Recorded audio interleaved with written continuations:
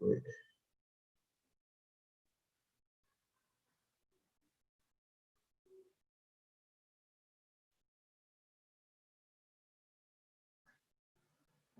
All right, peace of Black Power, everybody. Want to welcome you to another NCRBGZ Productions.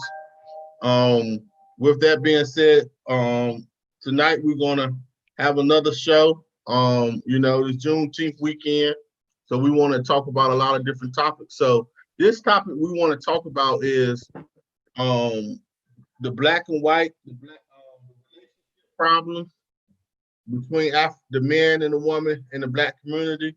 We want to discuss solutions for the black man and the black woman as far as in relationships. Some of the questions are like, should we practice? All right, we will discuss problems that occurs in a black family relationship between the man and the woman. We will discuss the roles of the man and the roles of the woman from a Western point of view compared to an African point of view. Also, we want to talk about solutions or anything that we can do or use to better the relationships between us in general, because we know a healthy family means a healthy life, means a healthy community, means a healthy everything. So with that being said, I want to give my panel members the opportunity to unmute their mic and introduce themselves to the family. So we have other guests that will be coming in later on, but we just want to start the conversation. And as y'all can see, I'm by some water, by a bridge, just in case I gotta jump off. Because if it get too hot, I'm jumping off. Just letting y'all know right now, I'm jumping off the bridge. All right, but y'all might introduce yourselves to the family. Ladies first. Hi, everybody. I'm Natasha, and I'm from Zimbabwe. I currently live in the UK, and I love everything that Brother Set Heru is doing.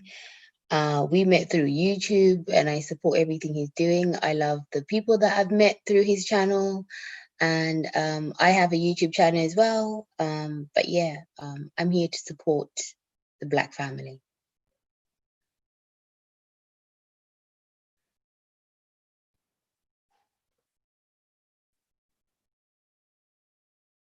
Mona.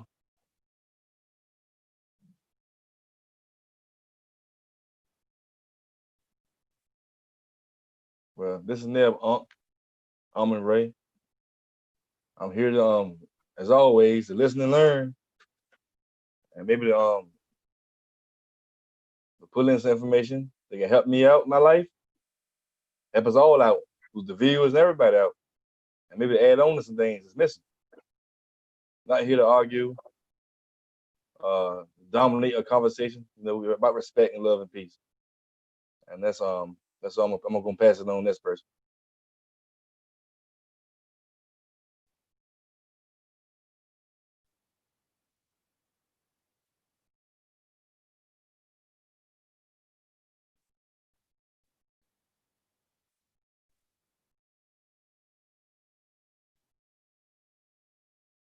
Okay, it looks like we're having a little technical difficulties. So we're gonna wait for everybody to get in. Again, we give y'all the opportunity to introduce yourselves to the family. Let them know who you are, and then we're gonna jump right into the conversation.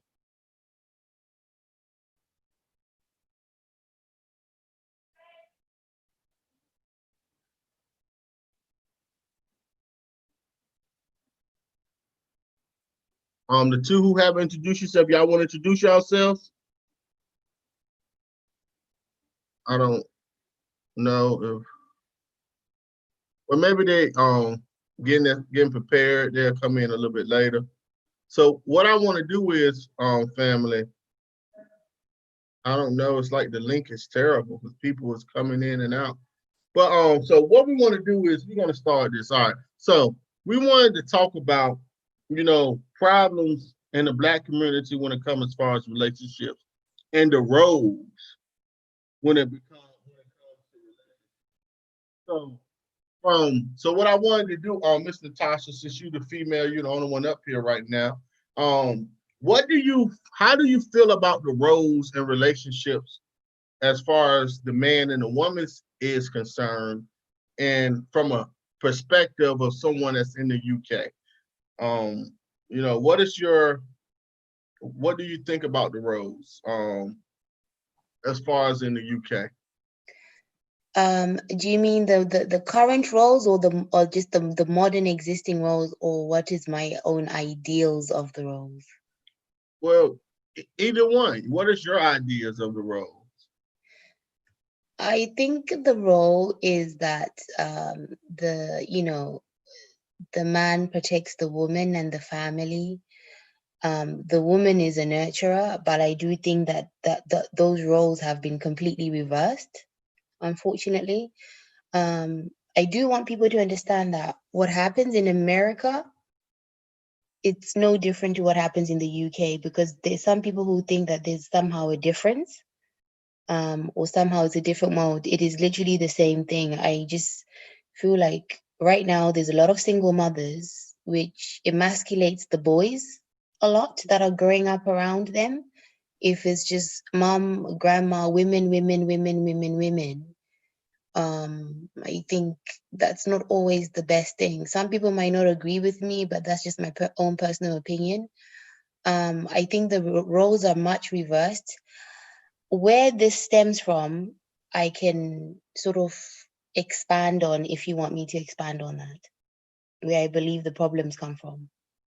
Well, since we know that you're limited for time, yes, by all means, go in. Okay, so this is my belief, and this is what I've sort of looked at in our Black society.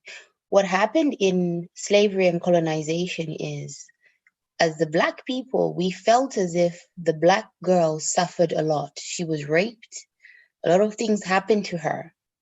And what we did as a society is we then congregated around her, started protecting her in our own type of way, educating her, making sure she's very strong in society.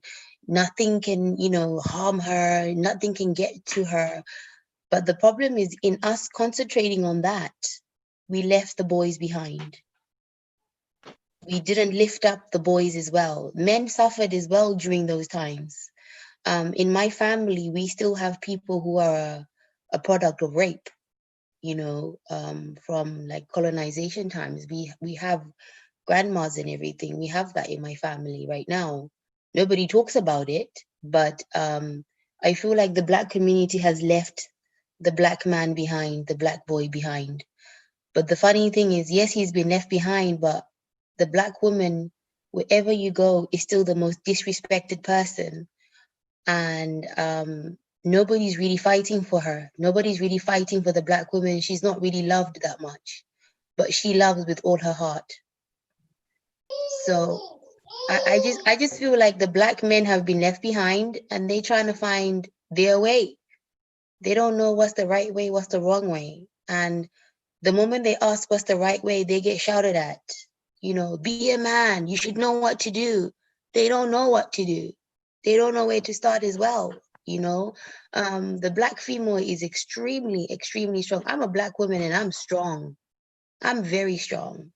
But it's not every brother you're going to meet who's going to be as strong as you. And naturally, women are stronger than men, emotionally and in certain ways, not physically. So physically, maybe you can compete, but men are physically stronger, but emotionally, women are always stronger anyway. But I do believe people are trying not to understand each other. We need to understand that as Black people, we carry a lot of traumas. Whether it's traumas we can see or can't see, we carry traumas. And if the man and the woman don't want to sit down and understand each other, we're never going to build a healthy nation. Never going to build a healthy nation. Okay, that's Peace Queen. Right now I see that we have someone else that joined, so I want to give the brother the opportunity to unmute his mic and introduce himself to the family and chime in. The subject of we're talking about today is relationship problems in the Black community. solutions in the Black community. You know, we want to discuss the roles of the Black man, the roles of the Black woman, from a Western point of view compared to an African point of view. Just some of the stuff that we want to discuss. So I want to give the brother the opportunity to unmute his mic and jump right on in. And peace, brother. How you doing? Peace and love, everybody. How y'all doing? All right. Peace, peace. Please. All is well.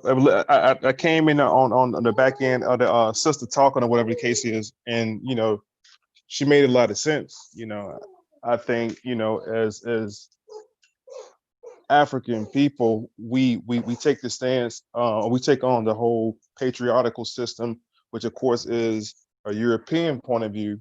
I think we should get back to the matriarchal system, as the sister was saying. Our women are a lot stronger than we are, you know what I'm saying, in a lot of sense. And the man needs to get back into his role of being the provider. You see what I'm saying? And as far as the educator, the woman is the first educator of a child anyway. So the woman get into her role, the brothers get into their role, and we'll be good. I think we took on this Eurocentric way of modern our lives, and there's a word for it too. The word is called psychoneurosis. Is a word that came up in the 1960s, which is a mental condition that we have because we fail to rid ourselves of our encounters with foreigners. You know, we kind of take on their ideals, we take on their customs and everything like that, and we see it's not working for us. So I think we should return back to a matriarchal system. And that's something that we teach in the Moorish Science of America, is to uplift fallen humanity, and fallen humanity is the woman. So I agree with what she said 100%, you know, so I'm looking forward to hear what everybody's got to say about it, but I think we should return ourselves back to that system. Now, in the same sense, we've kind of been conditioned not to be in a situation. And we find ourselves now in 2020 where women are saying that they don't want a man. You see that? And their daughters are saying they don't need a man. And then the sons are saying, I don't even want to be a man. So that's how sick and sad it has gotten in 2020. So the fathers, first of all, happy Father's Day to all the fathers out there. But we should definitely find our way back to our roles and put our women out front in a matriarchal system. And that's one thing I know that white people are afraid of, and that is a angry Black woman. Nobody wants to deal with an angry Black woman. So I think if we uplift her and put her first, that'll be the first step to kind of get myself back to a good spot. Hey, that's peace, brother. Also, we have somebody else. I want to get you the opportunity to unmute your mic and say hi to the family and chime in. Again, I think you was up here a little bit earlier, so you know what we're talking about.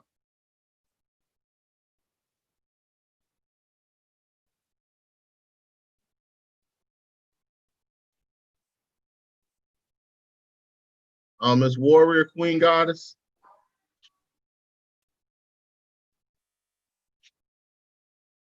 The internet been bad around here, man. Yeah, send your link. Yeah, send your link. Nah, I got Time Warner, so I ain't been having no problem. Man, I'm going in and out. I paid the bill. Warrior Queen.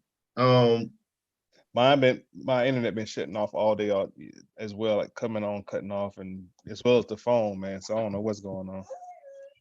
Who you with? Send your link. Nah, I'm in Virginia. I'm with Cox. Oh God. Oh yeah. Okay. All right. Well, I was trying to get the sisters to speak because but I agree with Sister Natasha and you, brother Pounder. I'm glad you're up here though, Pounder. Oh, I see her mic unmuted. You can go ahead now, Queen.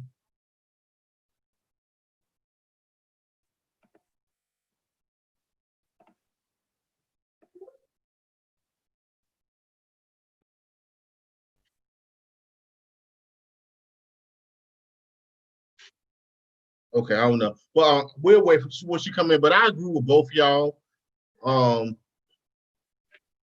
You ready now, Miss Queen, Warrior? The floor is yours. Woo, I missed everything. Hot mic. Everyone, I've had problems tonight. But greetings, and I apologize because I couldn't hear anything. So We can barely hear you. We can barely hear you. I don't know if your speaker's not on, or we can barely hear anything. I guess I'm still having issues. No, you better. That's good. That's a whole lot better Okay. right there. I'm happy to be here because I've missed everything. I didn't hear anything. Literally I didn't hear anything up until now. Sorry. Okay, well, basically, we're just talking about the roles of the Black man and the Black woman, relationship problems in our community. And I just wanted to get your perspective on, what do you think the role of the man and the woman is from a westernized point of view compared to an African point of view? And just overall, what do you think the state of the Black woman and man relationship? What do you think our state is, and how we can move forward and better this? Wow, that's deep. Okay, you got me right coming in. I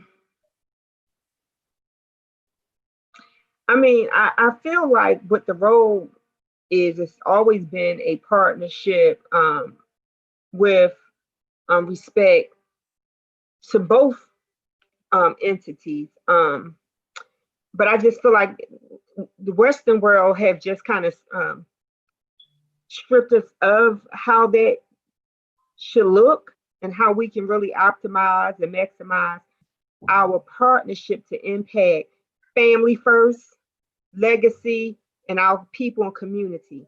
So it's just not ideal. You see a lot of single family homes, and not that the homes is the issue, is that partnership with children is stronger now. And it's all because, to me, of the systemic and systematic oppression of not just our people, but especially our Black males, who are incredible. And so that structure is broken down, but I see it's getting stronger. I see the leaders, the Black male leaders that you were designed to be, being incredible fathers naturally, like they innately, like I know they are now. But the roles, that's an interesting piece, because I just feel like it's a partnership. And when you look at Africa, it's always been a partnership, but women have been the nurturer, support, and that partner where they're systemically and systematic and see certain pieces, and the male being the protector, the leader as well with that partnership, and a lot of other things. So I know I'm just jumping in there speaking really fast, but I hope that you can understand how I delineated the both of them thus far. Oh yes, yeah, I understand. And so far, it seems like everybody's in agreement with the way the structure should be. Mhm. And we're slowly getting back to that. And I think Brother Pounder had hit on something very important, where he said you have women now who say who grew up without a man or without a partner, and their daughters are saying they don't want a man, and you have the boys who don't want to be men. And I think Brother Ponder hit on something very important that has to be tackled if we're going to move forward in the right direction. Mhm. Because this broken home syndrome, we are seeing the results of centuries of single parents raising their children, as far as Black women who have to be the mother and the father, trying to do the best that they can. But we're seeing the outcome of that male figure not being in the home with this current generation of children that is coming. Now we know we have the media that has their role, the foods, you know, everything that's going on to try to confuse our children. But we understand that a lot of that confusion will be wiped away if children are used to a traditional home where it's structured, where you have a father, you have a mother, and there's structure in how they do their partnership. Because I'm like the warrior goddess, I feel like the relationship is a partnership. It's a partnership wherein everybody has a role, and it's best when roles are defined and people know their roles, so then they can act out on them roles, and it builds structure. So our children are watching and they're learning. It's certain things. I think they say that by the time a kid is 5 or 6 years old, they a lot of things they had already taught as far as how the structure of a family is based on what they are seeing thus far. So like we have to correct this, but also I feel like black men sometimes get a bad light because it's made it seem like we're not in our children's lives. But when you study this and you look at studies about this, black men are actually outdoing other races of men when it comes to being involved in our children's lives. It's just that it's not talked about or not put on a high pedestal. So it's made it seem like we're not when we actually are. So you know, I agree with all y'all, and I think that we have to, the black men has to protect.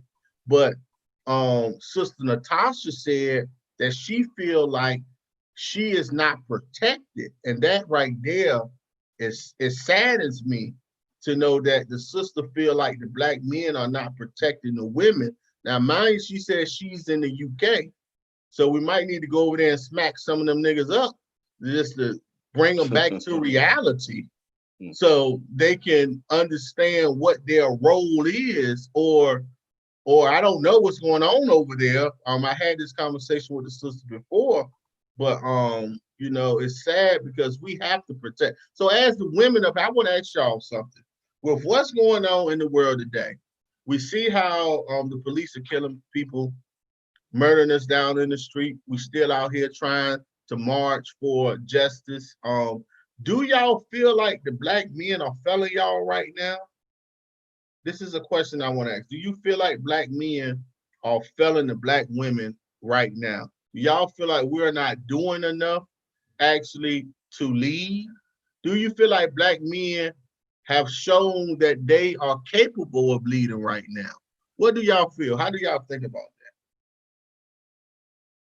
that? I think it's quite a, I don't know, it's quite a tricky question to ask because the black male in European society has been emasculated for so long. How can you blame somebody who the whole system that they live in, whether it be at work, whether it be walking down the street, whether it be going into a shop, the whole system is designed to emasculate that person and be in fear of his own life, however he reacts. How can you blame that person to say he's failing to perform? He's not failing to perform, he's trying his best in the conditions that he's in. So we can't look at you know, our men and go, you know, in a system that they live that is designed to destroy them. The system is designed to destroy the black male, you know, because when you destroy the black male, the masculinity, what you do is you leave the women alone, single, with the children, not happy, and then they want to breathe this bitterness in the sisters, which we don't have as a people. It doesn't belong in our spirits. It's just not part of our spirit. So with everything that is going on in terms of, you know, the killings and everything, I feel like people are reacting in different ways. I think there are people who are protesting, there are people who are not protesting and doing things behind the scenes to empower their community. There are schools, there's so many things we need to build as a people. I don't feel anyone's failed anybody personally.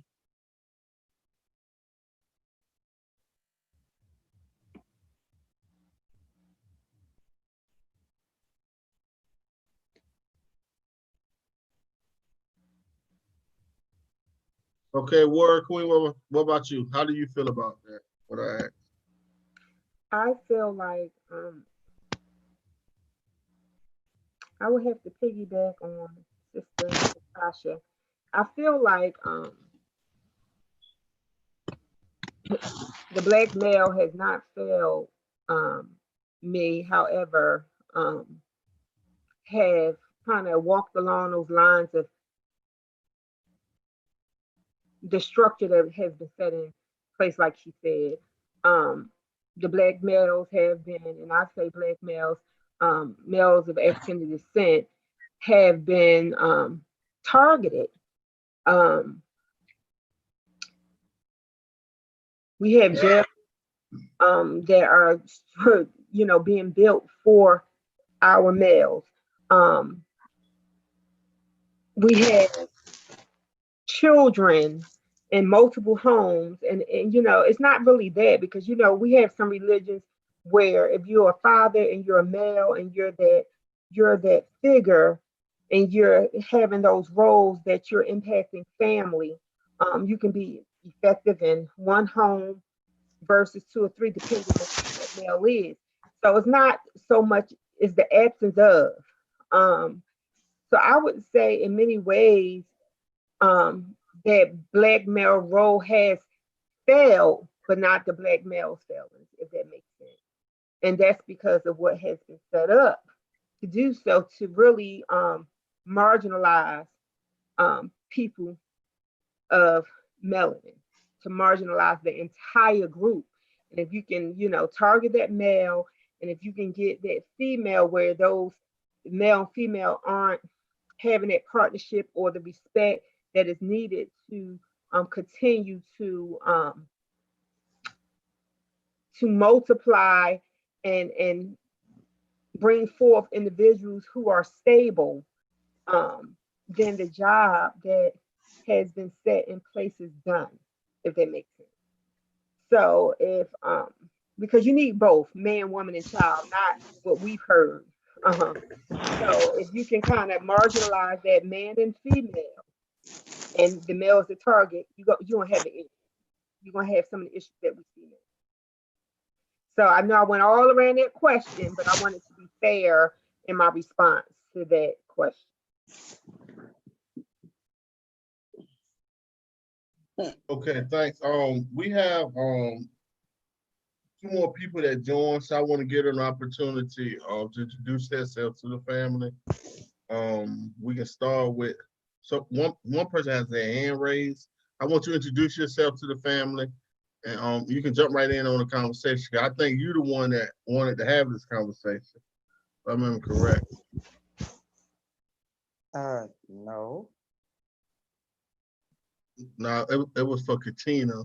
I think I'm not pronouncing her name right.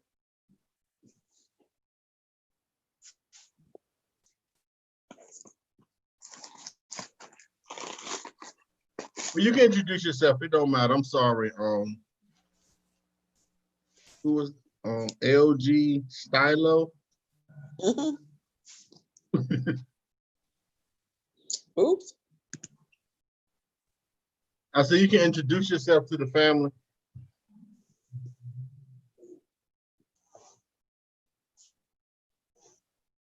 I don't know how to use this. No, you unmuted. You just talk. We can hear you. You can hear me now? Yes, we can hear you. Oh, I am so sorry, guys. I was mentally challenged back there. I didn't know how this works. Catina. Hey. Yeah, I'm so glad you guys did this. I'm mostly trying to listen to what everybody else is saying. I pretty much agree with everyone that has spoken with their different aspects to it.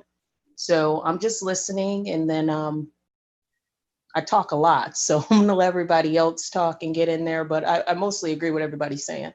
But I'm just following along. I literally just got on, so guys do your thing, and I'll see if I can jump in when I feel like I have some input of value. So, but I'm listening. Okay. Well, Brother Neb, you want to ask some questions? I was just charging my phone up. Y'all hear me? Yeah, we hear you. Okay, because this connection over here is funny.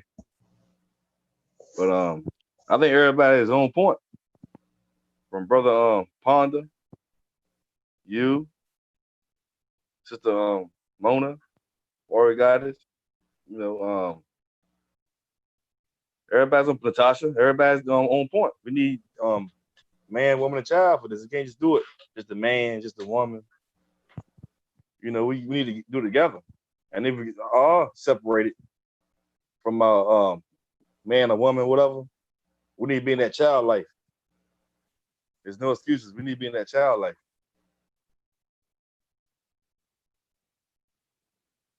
So you know, that's how I feel about it. I'm gonna pass it on.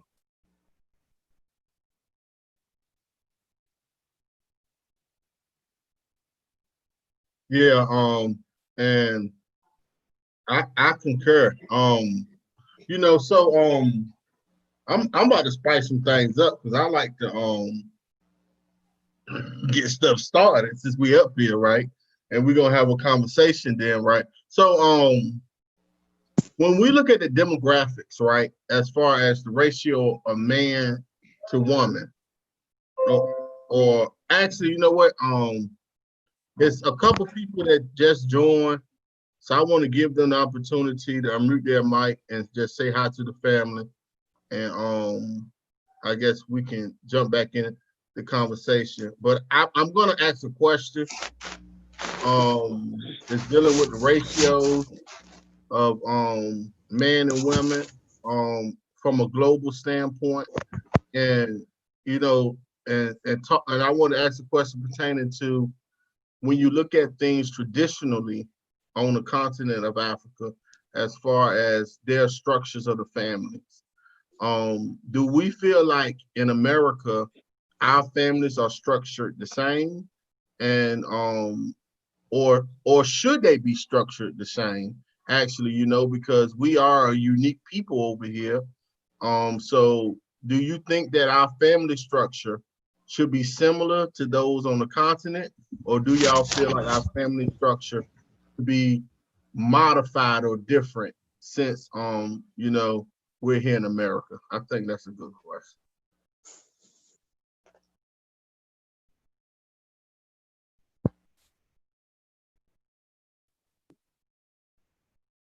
Well, I would say this is what I know. It has been modified whether we want it to or not, here in the country.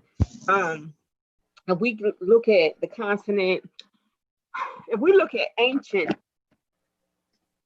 practices of Africa and looking at the role of man, woman, and child as it relates to even some religions, one of the things I'm toying with at this time is being here and being enslaved.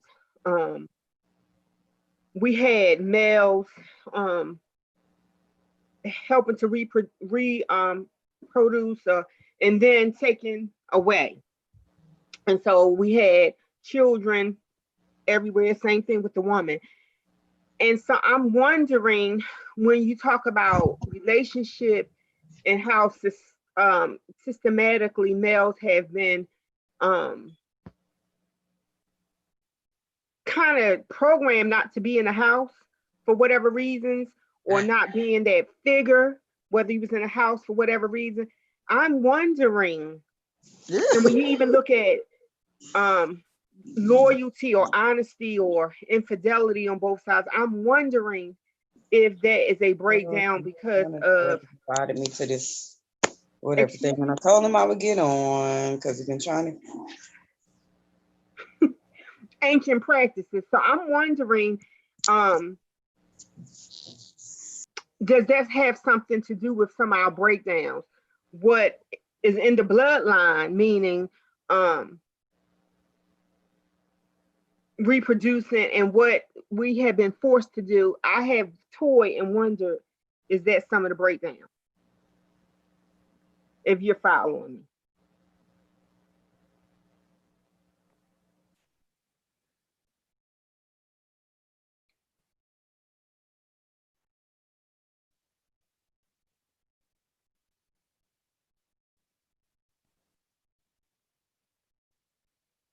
Where's everybody gone, Warrior Queen?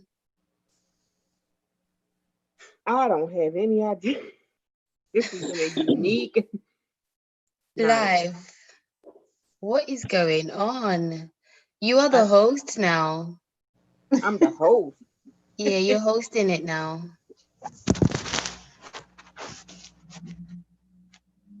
How did that happen?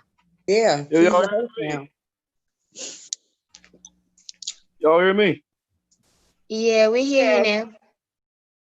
I don't know what happened. I got kicked off, and my homeboy Master U trying to come on, and what in the world? Come on now. I've been having problems essentially all day. So Ned, what do you think? What I think about what now? Just the differences. Kind of like Heru said, the differences between family structure in Africa and here in the Western world. I think over here it's different. Over here, everybody just for themselves. I don't need a man. I don't need a woman. Everybody just independent, quote unquote, independent mentality. Everybody just for themselves. The family structure that we had back in the 50s and 40s, the little bit that we had, we don't have it no more. Something happened. And I ain't never been on the continent of Africa, but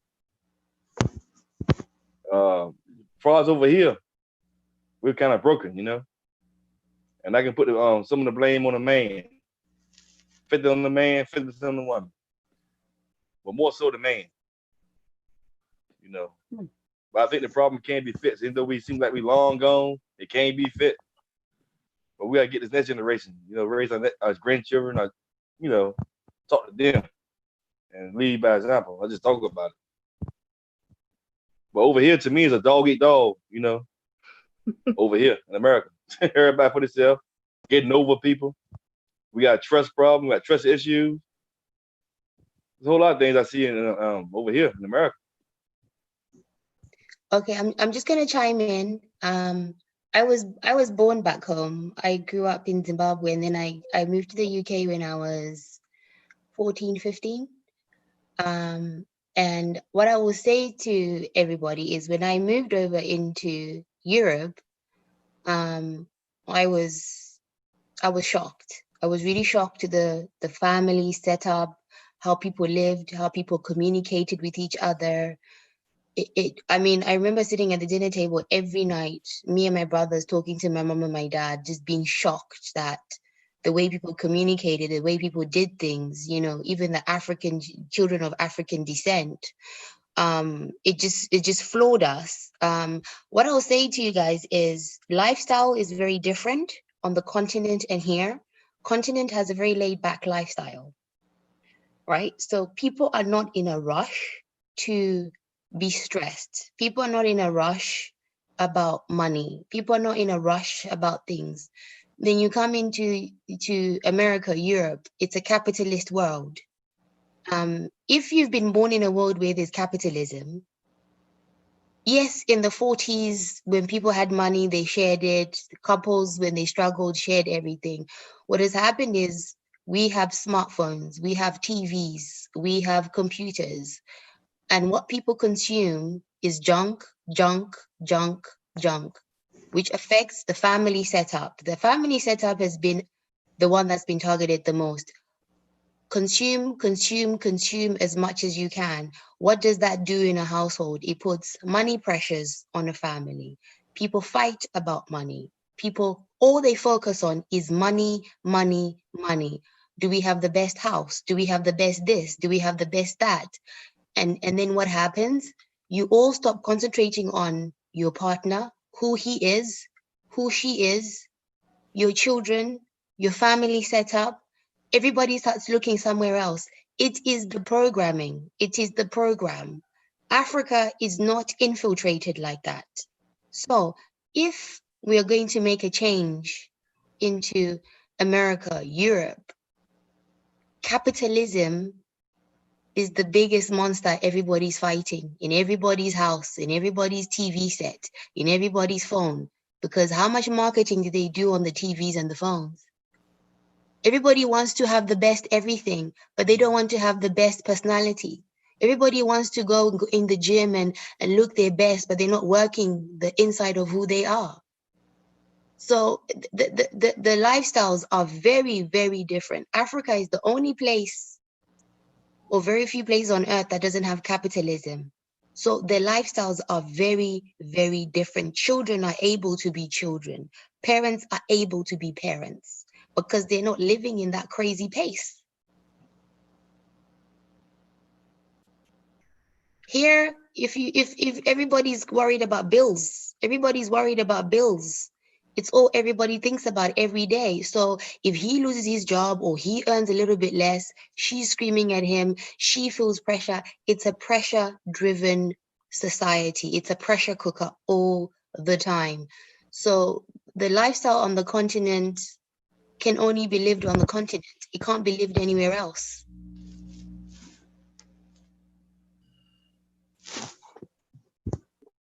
Hey, that was she raises some good points, especially when it comes to finances.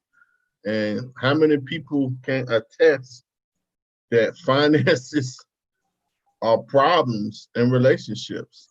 When you're not able to be financially secure, that does cause problems. And I'll tell you something about Africa. See, here we live in a system where you need to go to a job to earn money.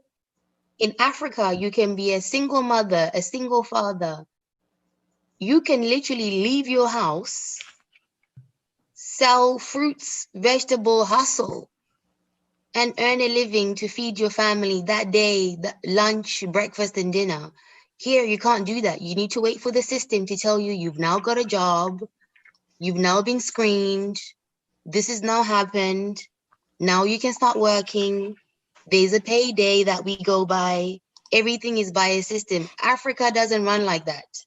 Africa is the complete opposite of that. It is, if you do have a job here, there's a payday, but if you live your life by business, there's no such thing. And in Africa, women in Africa run the economy in Africa. They are the market traders. They are the people who travel. My grandmother was that woman. She used to travel cross country. My grandmother used to travel from Zimbabwe to Botswana, South Africa, Mozambique.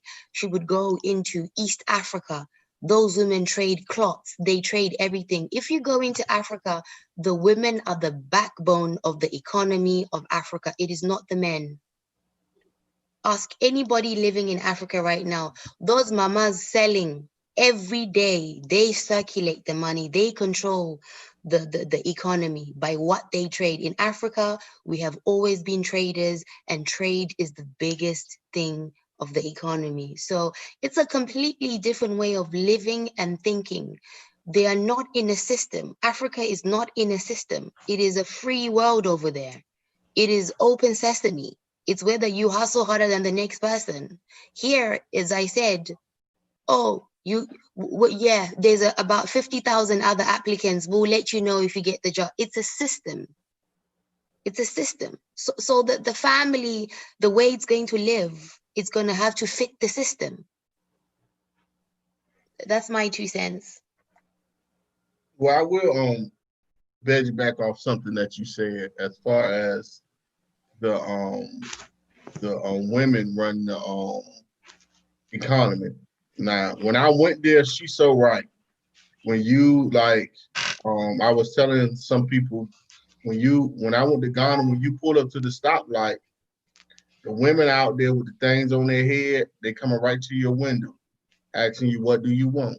Like, do you want a bottle of water? You want a pineapple? You know, they got some spicy eggs. Like, do you want, and like, they right there at the stop sign. So whenever you get to a stop sign, they are walking in the middle of the traffic, and they have it planned out, and that's the economy. One thing I will say also is that they mix family and business together. Kind of like the some of the Puerto Ricans or some of these other immigrants come to America and you see like their house and their stores connected. Like, that's something I see a lot of when I've been on the continent. Like they do connect their houses and their homes is connected to their business.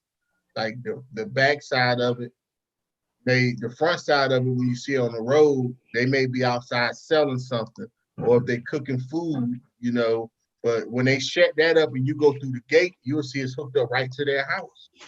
It's all connected together. But as far as relationships go, I do feel like on the continent that our form of relationship is different in America, partly because of you have to deal with capitalism, but also because of what we have been through since we've been here and the separation of the family, that trauma. I was gonna touch on that earlier on, and then we kind of moved on. I wanted to say, when the white people came over to Africa, I'll give you an example of some queens. Like just take Queen Zinga, right? Everybody knows about Queen Zinga. Or Queen Ya Asantewa. She's from Ghana. The Golden Stool, the War of the Golden Stool. She led that war. These women, when the British came over or whoever came over and colonized, the whites have always treated their women terribly. Their women have never been of value to them, right? They've always treated their women horribly. When they came to Africa, Africa has always been a matriarchal system. A woman, right? Let's look at Ya Asantewa. If there was no men who could stand up in a position, women in Africa could stand up and take a position if she had the merit and the strength. No men in the society would stand against her. We didn't operate on a basis of being threatened by patriarchy or matriarchy. They then came and taught us, especially our men, that no. Women should not speak. Women should not be heard. That was never our society. The reason why we can call each other queen, warrior queen, our queens were real queens. They could speak up. They could talk.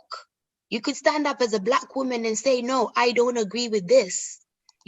But here, their queens are just figureheads. Look at where I live, Queen Elizabeth. She's just a figurehead, right? And then what they did is when they took us as slaves and took us to the Caribbean, America, they made sure that they took the mother, the father, their children, and separated them intentionally. That is the trauma I was talking about earlier on. The trauma. We need to identify that we have traumas. Those traumas cannot be ignored, because if we ignore those traumas, we can't move forward. The traumas of the fact that they intentionally separated mother, son, daughter, every time systematically is the reason why people are where they are today. Pardon self. This is Master You. Who was that was just talking? Was it Warrior Queen Goddess? Was it Katina, Natasha? Who is it? Who's Natasha? Okay. Natasha, where are you from? The UK. I'm from Zimbabwe. Okay. And you reside in the UK right now? Yes. Okay. That's peace.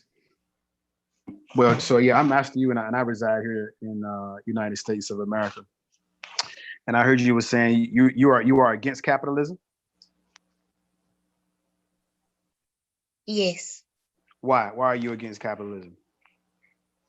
We're talking about relationships and how it's affected the relationships. Okay, so like for me, like I am completely for capitalism, because capitalism will tell me that what's mine is mine. Like I don't have to necessarily share it with anybody, as opposed to like having something that's more community based. Now the only way I'll add on, I make all this into like a whole family term. I'll get there. But for me, I'm not willing to share anything with someone who's not going to put the exact same amount of sweat equity into it as me. Some people don't have the same mind frame as me. And so like right now I teach my kids, I guess in my house, I teach them about money and finances. Me and my wife, we raise them up. to know and understand certain things about money. Like this here is yours, this is yours, or this is your brother, this is your family member, so you all share X, Y, and Z. But there are certain things that are just yours. So my house is my house, my business is my business. I don't share these things with anyone. And that's one reason why I kind of feel like capitalism is, for me, is great, because what's mine is mine. I don't necessarily have to share it, and it's not something for the community. This here is, specifically for me. And like you, I know some people who are against capitalism. Maybe some people are more like, in terms of democracy, I'm sorry, I'd rather have like socialism and things of that nature. But for me, I see, I personally see the benefit of capitalism. And also, like here in America, I will agree with you in terms of I can't remember exactly what you were saying, but like how men and women relationships are here in America. I will also say, like, I think it depends on each household and how a person runs their household. There are some men who treat their women as if they're like a secondhand citizen. You know what I'm saying? And then there are some men who elevate their woman to be like the greatest thing on planet Earth. And then you have things that kind of fall in between there.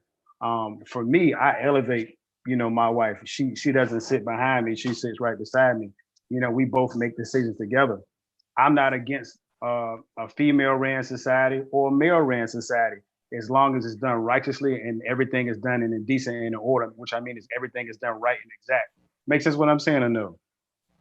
Makes sense, definitely. We were just talking in the context of like systematically how what has affected the Black family, and economics are obviously affecting the Black family, and we live in a capitalist society, which is about focusing solely on finances, and then not everybody's healthy enough like you and your wife where they can concentrate on their finances, teach their children, and also be healthy partners to each other. Some people drown in the capitalism and they just focus on the money, don't end up focusing on themselves, don't end up focusing on their children. All they want to do is, what's the next biggest house we're getting? That's the kind of thing I was against in the capitalism about that, as in it's affected our people in that way, how do we get to have healthy relationships, and probably understanding the capitalism and using it wisely like you and your wife are.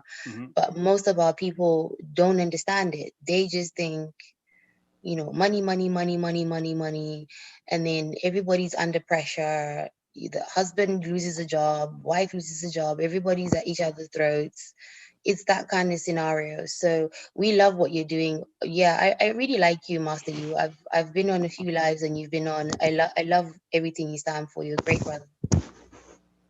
Oh, that's peace. I appreciate you, Natasha. I will, and I see Brother Jacoby about to say something. I'm just gonna say something real quick. I think the biggest thing for our people as Black people is, I think a lot of times, like, my mother, my grandmother, my grandmother's mother, no one ever taught them about how to be capitalistic. You never taught them about money, how to run money, how to use money to grow and make sure that your family is okay. And now, it's like we picking for straws. We'll go out and buy brand new Jordans and things of that nature. We sit down for Thanksgiving and have like this really big meal and go home and don't have any money. And so I think for me, like it's a matter of somebody in the family has to make a sacrifice and say, look, I know people before me did X, Y, and Z, but from me then on, I'm going to teach my family, and then my family can teach their family. And before you know it, like all the ponders have an ideology or way of thinking, to where all of the ponders are. You know what I'm saying? I think, and Exactly. for me, Exactly. and for when I see our people, it's like we're already at the bottom and we just don't know how to get out. And if we do know how to get out, I don't know if it's fear or lack of confidence in oneself, to do to make the sacrifice and say, look, I will lead from the front and I will take all these bruises in order to get my family in a certain position.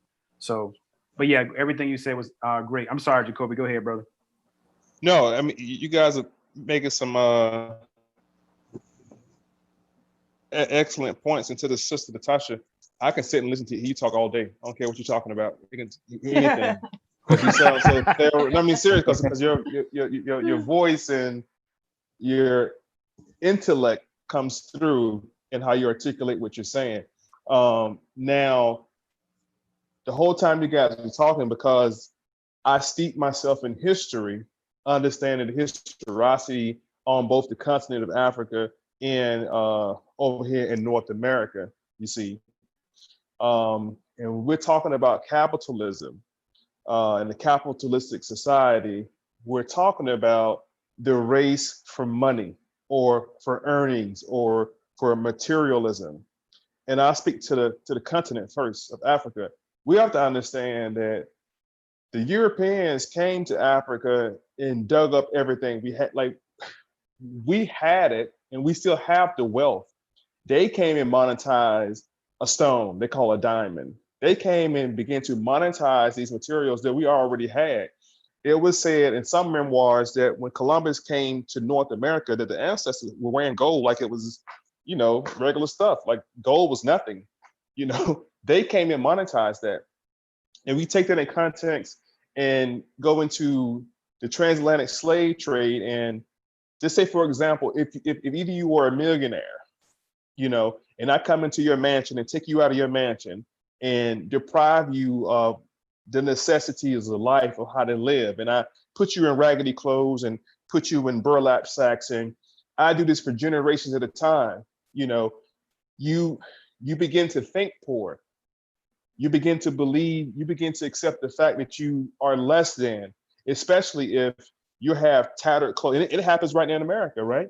If you have on tattered clothes or torn up clothes, just raggedy old shoes, and I come around you with $1 million suit on, automatically, transversely, in your mind, you're going to feel poor.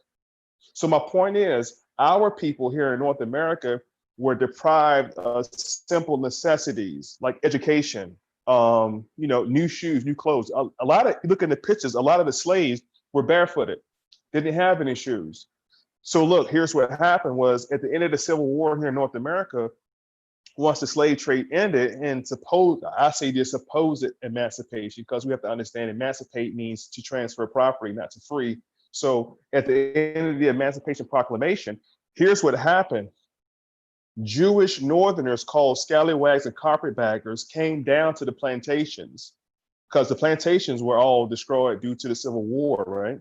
They opened up stores on the plantation. And you know what they did? They put pearls and they put these nice jewelry, these nice clothes. So the slaves now had an opportunity to purchase some of these nice materials they saw master and the missus wearing for so many years. And they would give these materials to the slaves, but on credit as sharecroppers. So at the end of the harvest season, when a slave came to collect their pay, they were such in debt because of the things that they wanted. They never got their money.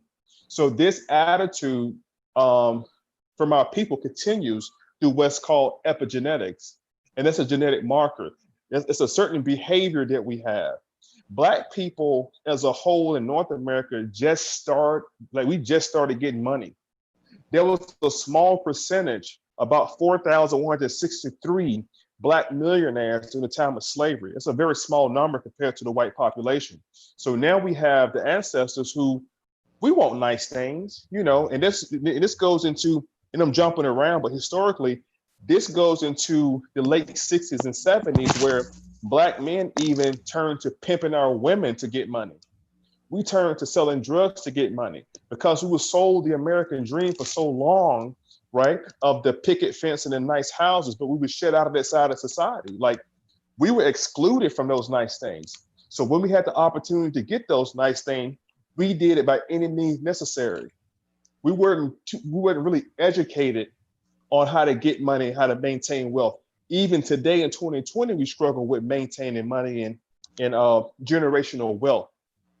So my point is this: even though the so-called Black people in North America are in a capitalistic society, we still don't really understand how it works. White people had a 300-year head start on us on monopolizing a lot of things. So for me, for example, I teach my kids the rule of 30%. My youngest is 8. They receive allowances. So even if he gets $1, he understands since he was 5, which is 3 years ago, out of $1, he's only allowed to spend 30 cents, and he saves 70 cents. And now that he's older and my children are older, they have understood that concept for some time now. Only spend 30%. This is a concept that the Black people in North America at large don't understand. So even though we're in a capitalistic society, at large, we still are the poorest. We have the most buying power and the most spending power because we still subconsciously have that slave mentality on, I have to have the biggest car and the biggest house. When you see some white folks, they have a big house, but not the best car because they understand. We try to get the Mercedes S500 and the $400,000 mansion in Atlanta and with the $2,000 mortgage. We get all those things, and then our great grandchildren never receive that generational wealth, so they end up repeating the cycle. Now, I'll say this and I'll close. On the continent of Africa, I've been there twice. I've been to Djibouti and I've been to Zimbabwe. And I wasn't there to take note of how things were going economically, but I did see a huge difference in economics from America to the continent. Even when I visited UAE, let's take United Arabs for example. They're thriving in generational wealth and always will be because it's just how they sit on. Now, per square mile, Africa has more wealth than any other continent on the planet. But yet in North America, we see pictures and movies and a lot of propaganda that people in Africa are poor and, you know, there's flies everywhere and there's poverty everywhere. So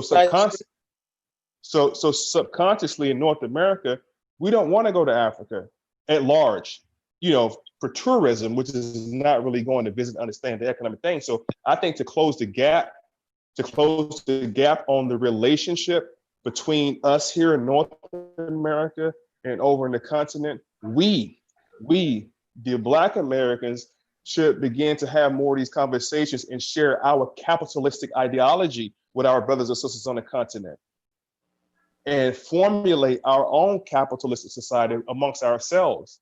So capitalism isn't bad or good, in my opinion, it's just on how it's used. And when it comes to the man and the woman, as the sister said earlier, and I'm agreeing to her point, it does create strife and competition in the relationship.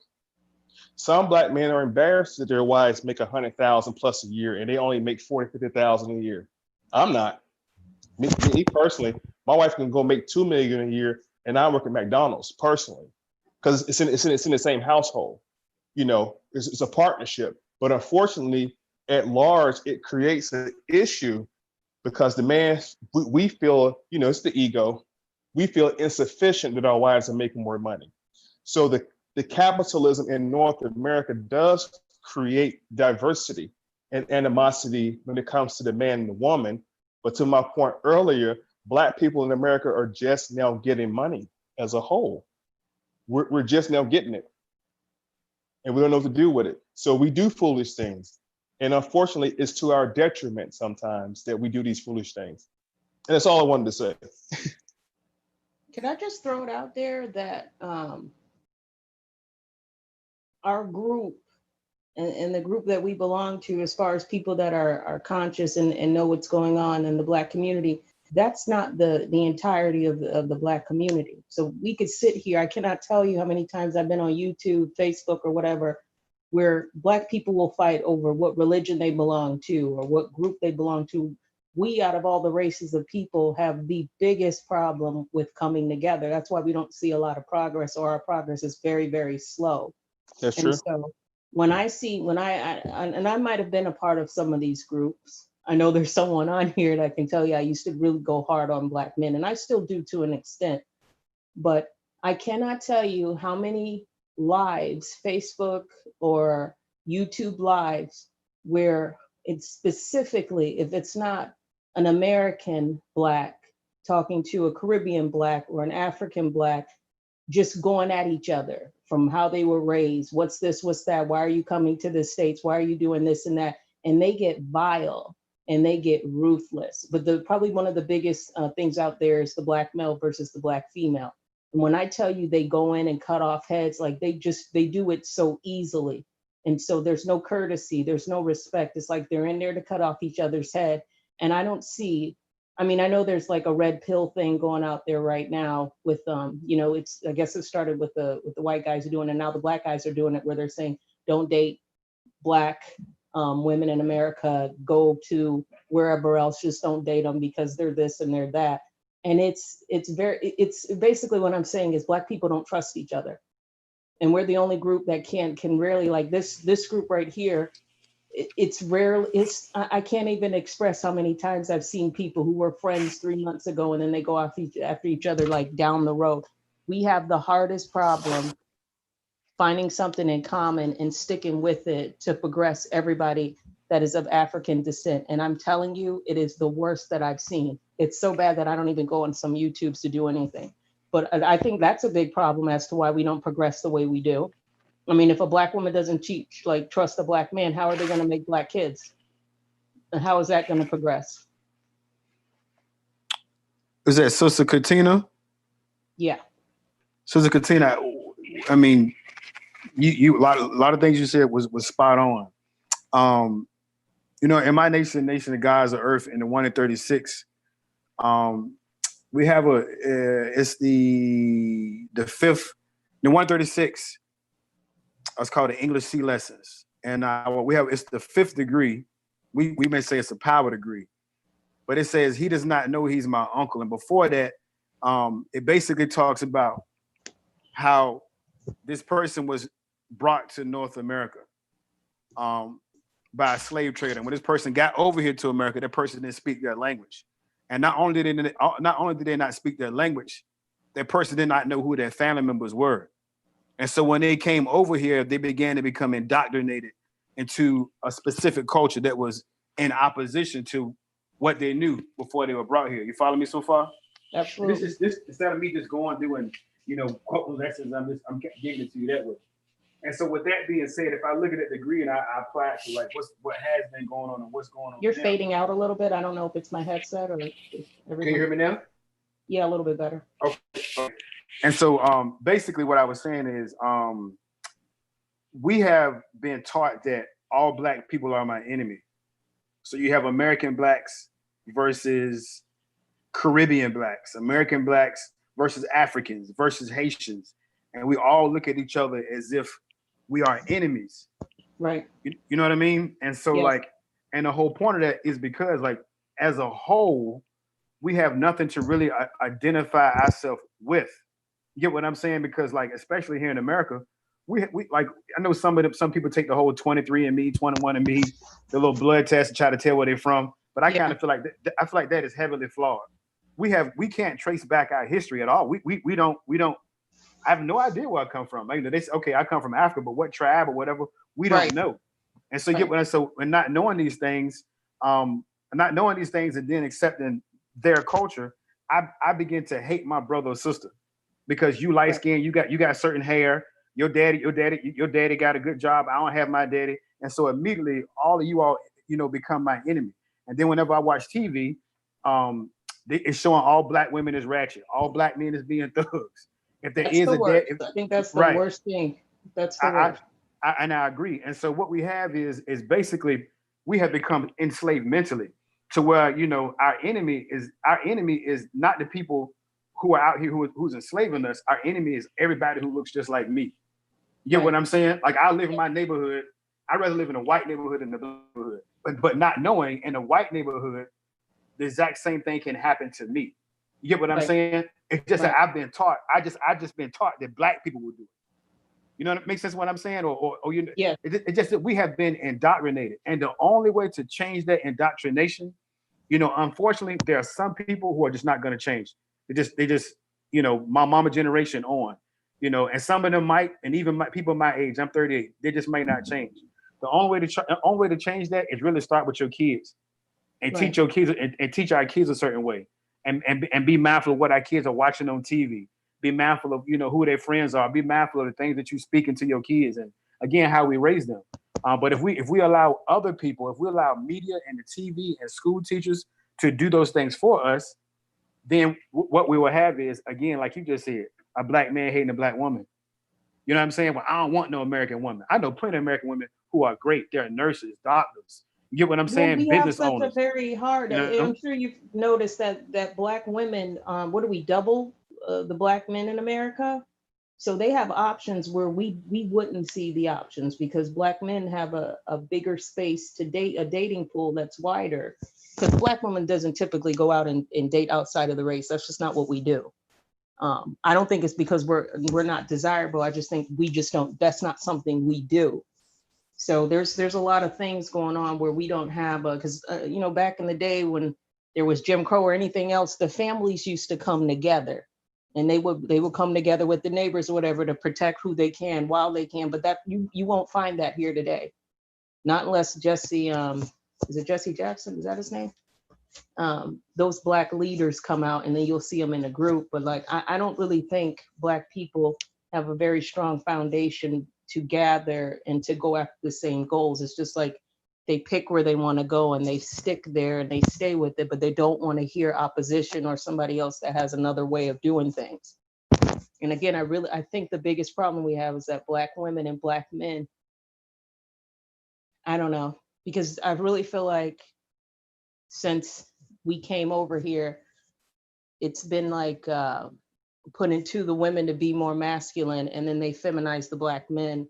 I don't know if you guys have seen it, but there's a TV show called Pose, and it's a gay show. It's about gay people that have transitioned into America and trying to find their voice, almost like a civil rights movement. But all the characters on there are Hispanic or Black. And I feel like even the commercials that I watch when it's about gay people or whatever, when they even do these commercials, like when they do back in the day when they made interracial couples, it was always a white woman with a Black man, and a really dark Black man at that. And then there was a transition where they went with it was a Black woman with a white man, but the Black lady was biracial looking. And now when you look at the commercials, the women are chocolate like me, with a straight up white boy, and they have a family together. It's just like, I really feel like it's just a systematic effort to split us apart. And it's working. It's working. I've seen it where people are talking. I thought the light skin, dark skin battle was over with, and it's like stronger than ever today. Oh It's no, just, and it's definitely not over with. yeah, I really didn't think, because I went through high school, because my sister is very light skinned, so is my daughter, but I thought that was over with, and then I see it now, but it's not even more so like light skin. It's like you literally have to look biracial. But then there's like this other movement where it's like, it's okay. The, you know, girls back in the day with the weave and stuff, they're not doing that anymore. They're wearing their natural hair. So I don't know what this transitioning is doing for Black people. I don't know if it's because Obama got elected and had 8 years in and people just felt confident in themselves, but there's a lot of stuff that's like been beaten into the Black community.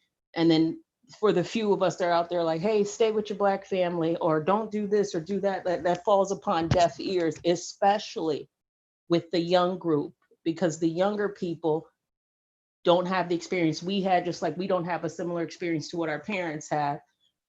But it's different now. Like I'm seeing guys in skinny jeans, and back in the day that was considered gay. Or like in the 80s when you were a rock star, you might have wore tight pants, but like they're wearing tight pants again. It's just it's a very strange transition for me to see. And I just see all these efforts is to split Black families and just have you disperse elsewhere. Like they're even telling Black men, don't be with Black women, they're ratchet. Like we know all girls aren't out there twerking and wearing like Daisy Dukes or whatever they call them these days, but there's these images out there. So I can see why Black people don't trust each other, because there might be a sector that's like straight into the church and they're conservative or whatever, and they're not trying to deal with the person across the street, or the suburban people are not trying to deal with the city people. And there's a lot of obstacles out there. So I don't know how far you guys think it's going to happen, because now they're telling, hey, Black guys don't date Black women, they're ratchet. Go find yourself a different type of woman. And they're saying the same, like there's a lady I listened to on YouTube and her name is Crystalline Karazin. And I don't know if you guys have heard about her, but I like her. I don't agree with most of what she says, but I like her. But she's basically telling Black women, step away from Black men that are not on your level and go to the other side. And I feel like when you go to the other side and you leave your, like if you can't find a Black mate, then how can you say you're Black first when your mate's not Black? And I think as your child, if you have a biracial child, there's a study that shows biracial kids typically go not with a Black person. So it's like a deadening of the race. Like I don't know. I just see it's just like I don't think in 50 years there's going to be people my skin color anymore. Not in America. Not in America. Hey, These black issues aren't going to be important because nobody's going to be fully black anymore. I'm gonna hey, speak can on y'all that. hear me? Can y'all hear Yeah, me? yeah, we can hear you. I want to Okay. I want to speak to that real quick. What she just said. Um, when we're talking about race relations in America, that's always been the thing since the beginning of the transatlantic slave trade that white men were predominantly attracted to African women and even the natives here in North America. That's the whole Disney story with Pocahontas and John Smith. Right. Now, when we're talking about the race relations between black and white, historically, prior to the 1800s, it was about status. It wasn't, there was no black and white people prior to Right. 1776. It was status. Either you Right. was under the crown of the British Empire or you were what they call a native here. So Dr. Frances Chris Welsing had made a point in one of her lectures where she said she can destroy the entire white race, give her 1 million black men in Mhm. 20 years, she can get rid of the entire white race without firing a shot. So when we understand that anything that comes out of the womb of a black woman or a black man is a black child, regardless. Now, the ideology that light skin versus dark skin has always been the principle in early 1800s. That's how Howard University was founded, along with Spelman. You see that in Alabama State. The children that went to Howard University did not want to go to school with the darker kids. In fact, if you wanted to even join some of the social elite societies they had in America, what Right. was called the paper sack test. If you was darker than the paper sack, you couldn't join that organization. Right. So this Right. ideology of light skin versus dark skin has always been a thing in North America. And it will Right. continue to be a thing in North America until we understand it's not about skin tone. It's not about skin tone. It was made to be about skin tone. And white people at large on the planet has been at minus birth rate since 2011. Yes, that's true. That's In very true. 2009, they started the cloning. They started cloning, I think, lambs and mice. 2017, they just successfully cloned monkeys. They have to clone themselves. So the fact that our race is going to become extinct due to intercourse between the mixing the races is just simply not true. Our gene is dominant over anybody. Well, White people are black people. I They think are black people. you You know don't what I'm think that saying? they can be. Well, I don't know that I believe that because there was a thing a couple of months ago where Chris Brown showed his child, or look at Ice-T's kid. Like they might have traces of black in them, but you could definitely, I think, breed that out. Because if you What take I'm even saying those is this right here, quadroons, sister, and I'm disagreeing with you in love. I'm talking about scientifically, right? The black people, that genome is dominant. What you're saying is a mutation. They're mutants. It's a mutation. There's only one race on the planet. It's the human race. It's only one race, period. Those are just the genetically mutations of what you're talking about. So if you see how Chris Brown child look now, there's a gene in that child that maybe 2 generations down the line, there's gonna be a dark child born. And I can see pictures of all my kids are mine.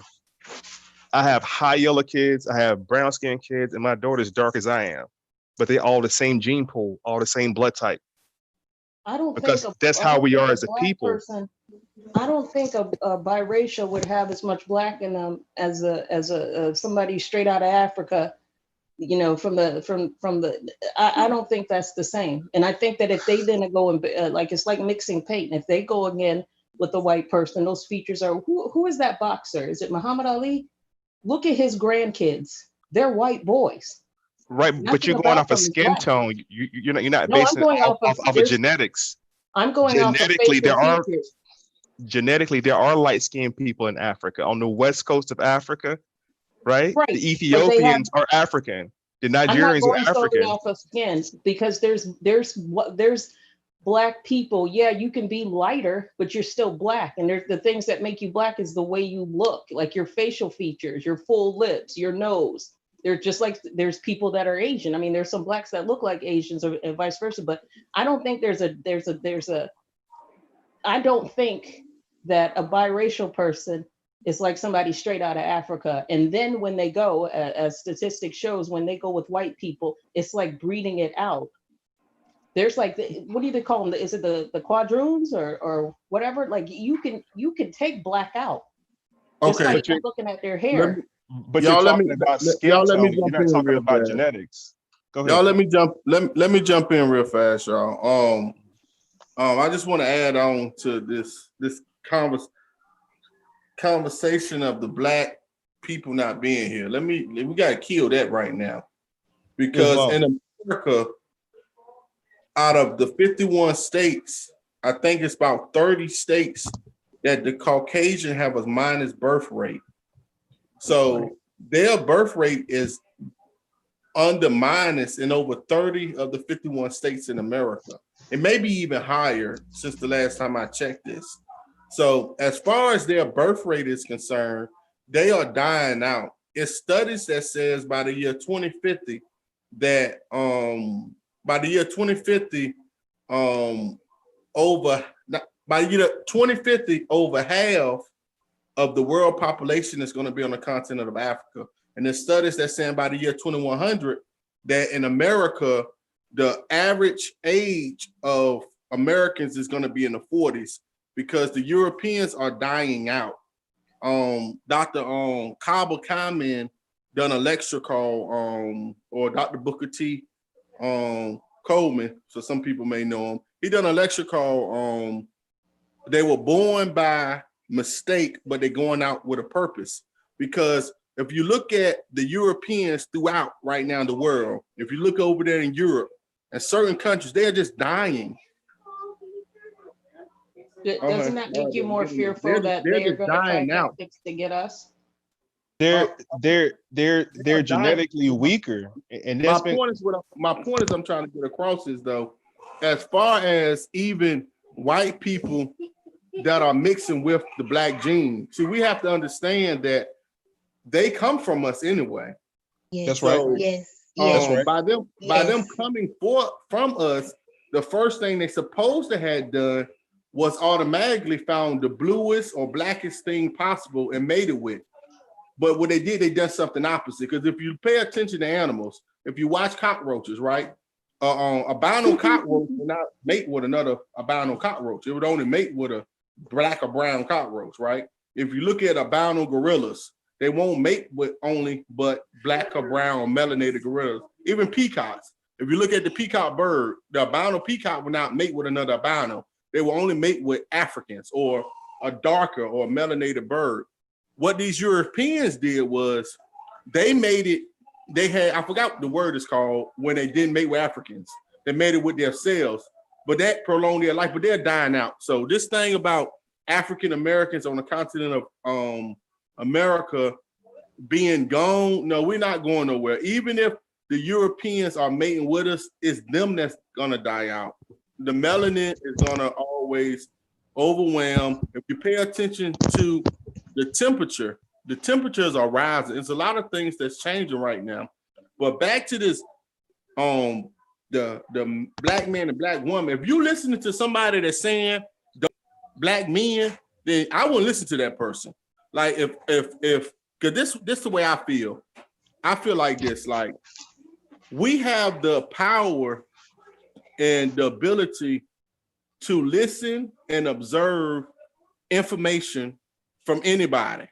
But if somebody is feeding you some information, this is just me, some information that is not in the best interest of my people, I'm not going to listen to it.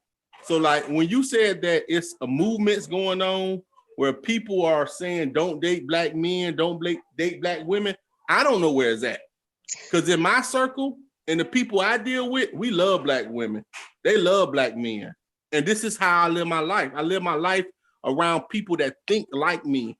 Or if they don't think exactly like me, we about the same goals. And I think that's something that we have to start back doing. Because like we keep saying like something that was said a little bit earlier, and I ain't saying that when they was talking about when Brother Master U was talking about capitalism or when y'all was saying that black people ain't coming together.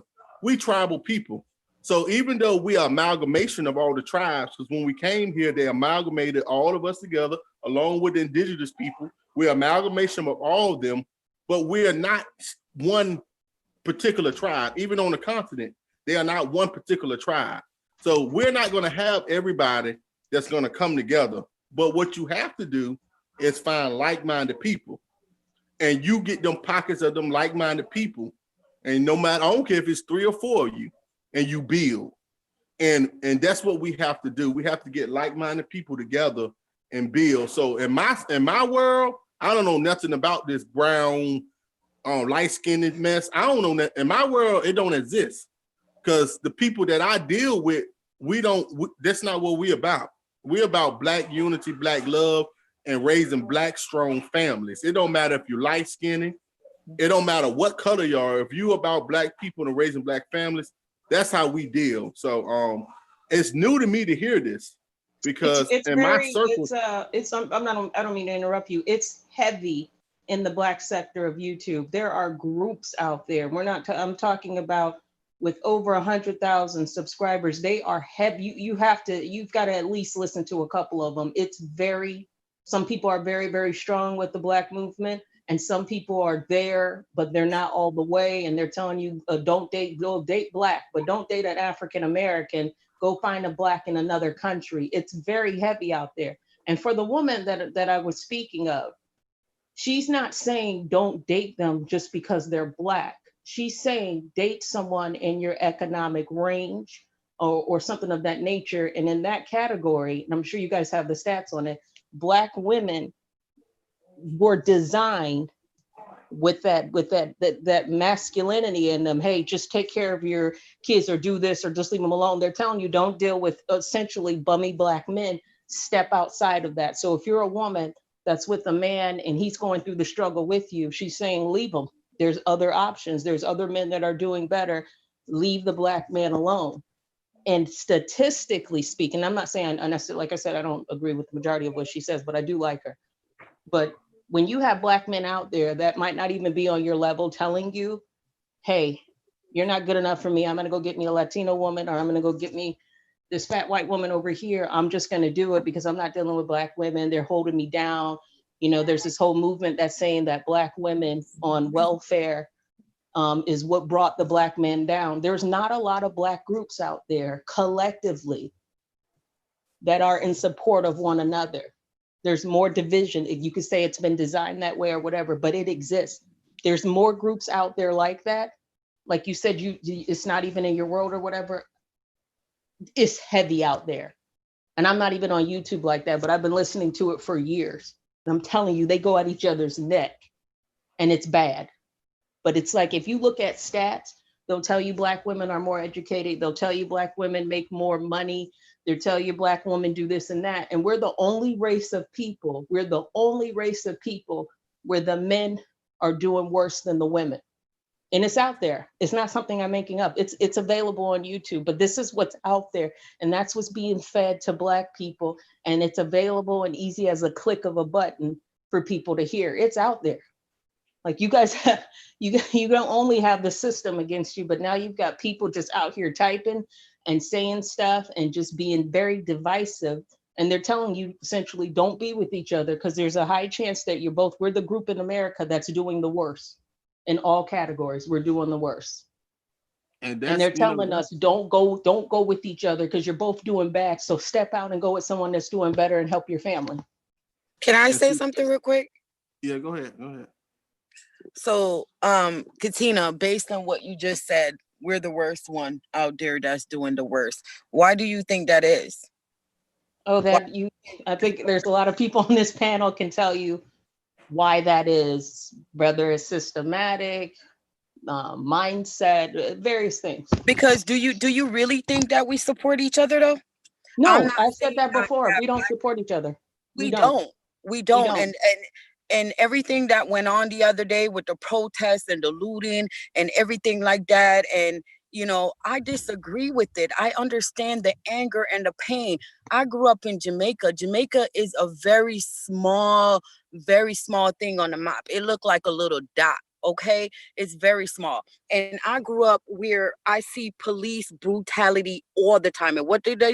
They block the roads, they throw debris, they burn this down, they do that. Da, da, da. And this is what, like, when I was like 5, 6, 7, growing up watching that, and I'm 30 years old. Every time that happened, that's the same transition over and over again. Obviously, that's not working. That's not working. We need to come together. We say we together. We see something like what happened with George Floyd, and we angry and we go out there. But look into it. Are we really united together? Are we really together? And that's why people, and a lot of people, will have that, or perceive it that way, that we're the worst group doing bad. We don't lift each other up. I see it all the time. When you talk about Facebook, YouTube, and everything like that, how many people on Facebook or YouTube start an online business or doing something? And you would think that, okay, my fellow Black woman, she has a business, she went through it. You can't ask her anything about how did you do this? What do I do? Right. Where do I That's go? true. You know what I mean? Because Yeah. right away, no. Right. When I came to America and I drive through the city of Rochester, and I'm like, where are the Black owned businesses? No. It was just all foreigners. Like, and I'm not used to that, because coming from Jamaica, like, yeah, we have Chinese business owners and all different, but majority, you see your Black business owned place. You could drive down the street and you will see that. I come here and I didn't see it at all. I had to ask my dad. I'm like, Dad, what's up with that? Like, everywhere I go to the nail shop, go to the store, to just anywhere, it's never a Black business owner. And I just couldn't get it. Like, and okay, so like the Chinese people in Jamaica, when they come over and they start their business and stuff like that, who do you see in their store? Black people. No, you see their kind. You see Oh, their kind. yeah, for support. Yeah, Their you're kind. right. They Yeah. support their kind. They bring their people over. They help them start that business. They do that. We're not doing that for each other. Oh, Because no. we're supporting people that are oppressing us. Like the girls will still go buy weave out of the Chinese nail shop where they just assaulted a Black person, a fellow Black person. They don't care. There's no connection. They don't care. They just want the hair, or they want to get their nails done. They don't care about what was in the news or what happened to the next people. We don't, there's a problem with us of caring about one another. Like, it's very difficult. And then Black people mistrust each other so much. They're like, well, why do I want to go to this salon, or why do I want to support this business? It's never as welcoming as it is if it's a white face on it or another face on it. We don't trust each other at all. We don't trust, and we're never going to get anywhere far than where we are right now. Never, because of that. It starts from there. When you live here, you see what be happening in the city of Rochester with the homicide and stuff like that. How come none of us got out there and loot and burn down and whatever and this and that to try to stop all these unnecessary Black crime? Why we don't do that? Why we don't do that? Can I chime in? Well, look, let me help y'all out. Now, first off, we have to do better as Black people. So let me make that clear. All right. We have to do better as Black people. And I'm not about to make excuses, because in our circle that we're in, we support Black businesses. We support each other. So I can only talk about, I told you, like, we live in a world now where we can control our reality. So I control what I see. I control who I deal with, and I control who I don't deal with. This is the world that we live in, and it's up to us to decide to control what we see, who we listen to, who our friends are, who we consider our friends, and who we do business with. It's up to us. Right. But I want to touch on a couple things. All right. Now, when you talk about the burning down and the looting, like, you just said we don't own nothing. Right. So if the Black people don't own nothing and they burning stuff down, well, they ain't burning their stuff down, right? And at the same time, we've been struggling and fighting a fight for so long, wherein they feel like they're not being heard when your voice ain't being heard. So what else are you gonna do? You're just gonna We're gonna become lawyers. We're gonna become judges. We're gonna become all because it's internal. okay, It's see, not external. It this is is the not thing. external. This is It's the not thing. When you external. say that you're gonna become lawyers and you're gonna become judges, you got to understand that the system is working perfectly.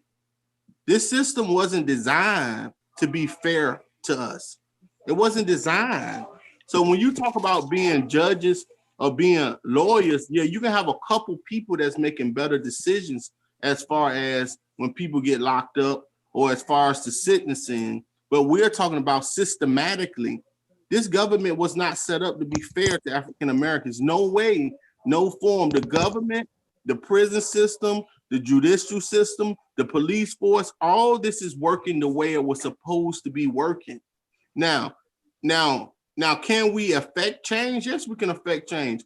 Can we come and start supporting one another and start supporting each other ideas and giving money and growing our own businesses together? Yes, we can. We need to do those things. But you have to understand, y'all keep saying we don't trust each other. It's deep. We don't trust each other. When we talk about the black on black crime, well, in my circle of people, we yell about that just as much as we yell about the cops killing us. So that's why I keep saying I don't know who is y'all circle. Who is your circle of people that you deal with? Because my circle is different, and I got to the point wherein this is how we have to live our lives.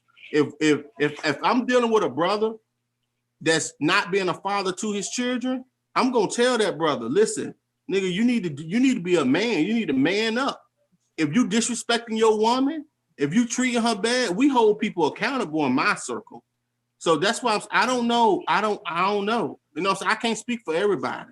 I can just speak for I my was just circle. gonna comment on that as well, brother Heru. I was just gonna comment on that, um, I think sometimes the problem with our community is we are very emotional people. We are very emotional about a lot of things.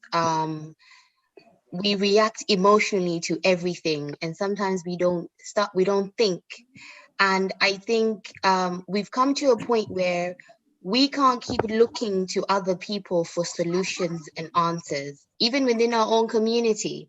You can't expect everybody to be on board with the togetherness and everything. It is about who you hang out with, who your circle is, what you control, what you see, who you're listening to. Literally, that is the most powerful thing. So, we can all say, well, where's this person? Where are the black businesses? What are we doing personally in our lives to support the black businesses? Like, do we buy black? Do we not buy black? We can't expect everybody to be on board with everything. This is going to take a long time because we've been through so many things. But personally, in our own worlds, in our own lives, in our own living every day, we need to be the people that empower ourselves, empower those people who are around you should be empowering you. If people are not speaking or doing things that you don't agree with, don't be around them, don't talk to them, distance yourself, don't listen to that YouTube channel. Like, I think we need to stop looking consistently, because this is the reason why we are always lost as a race. We are always looking to somebody or as a group together. It's not going to happen that way. Change is going to happen with me supporting you, me supporting Katina. Katina has a business. I tell Master you, Katina has a wholesale business. We need to buy from her. That is the only way change comes. We can't expect the whole momentum of everybody to build up and we're all doing this. It doesn't work like that. Everybody has their own traumas and we've been through so much already. It is not going to happen overnight, but the bit by bit that you can do and you can listen to positively and also put out positively, that is the bit you can do only, and that is the change you can make. Can I add on to real quick to what you all are saying? It's a great thing to understand and know history. A lot of people saying black people that we don't ever trust each other, and I be letting people know black people have always trusted each other. You go look through history. Don't let times never fool you. There was tons of black town outside of, people talk about Tulsa, Oklahoma. You know what I'm saying? Like, what's the one that was in Mississippi? It was Mound Buck, Mississippi. You had Eatonville that was in Florida. You had the one that was in New Mexico that I can't think of. You had Greenwood in North Tulsa. You had the one that was in the whole Indian Territory, which is like one of the most wealthiest black towns. I think it was called like Boley and the Creek Nation. And so these were like predominantly black towns. You had Fairmont Heights, and you know what I'm saying. I think it was like in the 20s. These were like black towns with black people doing, Roseville, Lincoln. There's so much stuff out there. Black people have always been doing business with each other. It's just that those things are hid from history. And again, I go back and let people know, man, don't let media fool you to make people think that black people are one way. Or some people may say the people I see are one way.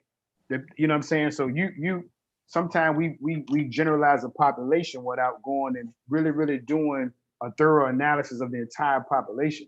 And again, as Heru had just said, within our circle, we talk black, we uplift black. We do our best to support black. You know what I'm saying? We talk amongst each other like, hey, look, let's start doing these things here together. That's amongst our circle. You know what I'm saying? And then even with that being said, you also have to realize, I think Sister Natasha was saying, I don't know who said, or maybe it was Heru that you said that. I am well aware that every black person ain't for black people.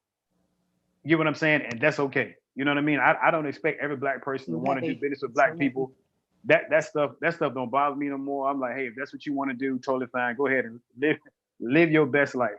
But trust and believe there are black people who are employing black people that I know personally, employing black people, putting black people to work, doing a lot of great things in their community. But these people are not publicizing everything on TV. I know that there's black men who are not weak. There are black men that you're not finna call them no N-word, or you finna go, kick their child on a flight of stairs. Or, no. I know some strong black men and strong black men that will take anybody head off behind their kids. And again, the media will portray one thing, or the group of people that we're around will have us believing that this is how everything is. But when you I can't remember but anyway. But once you start going out and you meet people, you be like, man, I didn't know such and such was like that. I didn't know this person, do X, Y, and Z, uplifting their black community, et cetera, et cetera. And I'm gonna say one thing before I get off. I'm gonna be quiet. I can wear shirts all summer long and be black owned. I have enough shirts in the summer, winter, and fall that's all black owned. I have necklaces that's black owned. I have like wristbands on me, that was made out of the gods out in Mecca. Brother Divine out there so like I know me personally, I support black business. And I personally know brothers who like literally every month they like, look, instead of me paying tithes to a church, I'm finna take this 10% or 20% and I'm literally giving it to the black community, whether that's try to give money to a scholarship somewhere or whatever, finding some black person doing something with a black person. So please don't let the media fool you. We really do love each other. We are out here doing things for each other. You know what I'm saying? Trust and believe we really are. Yeah, I don't think, and I hope we didn't come across that way. That I'm saying in general, like when there's local businesses, or I tell someone go eat here, or whatever, you have to have none of you ever encounter a suburban versus city issue with black people? Like, I understand what you guys are saying, and please understand that I'm receiving it, that you're saying there are better out there than what we have come across. I know that exists. But for the places where people are living, where we don't see what you guys do, when we don't see a community of black, I can't tell you how many times I've physically seen somebody fighting and there's kids out with cell phones watching it happen and not breaking it up, whatever, you can attribute that to youth. But have you guys never encountered talking to another black person and trying to send them over to a black business and they're just like, no, I'm not dealing with them? Have you guys not encountered that? I can give you something even better. You remember, I'm in North Carolina, so in Charlotte, when the Korean store manager, he choked that girl in Charlotte because he thought she was stealing, right? I think she was stealing. So we traveled all the way. I stay in a hospital. We traveled 5 hours to Charlotte to protest that store, right? And while we out there protesting, we giving them black-owned stores that sold products, their products. So we out there protesting, and they still going in the store.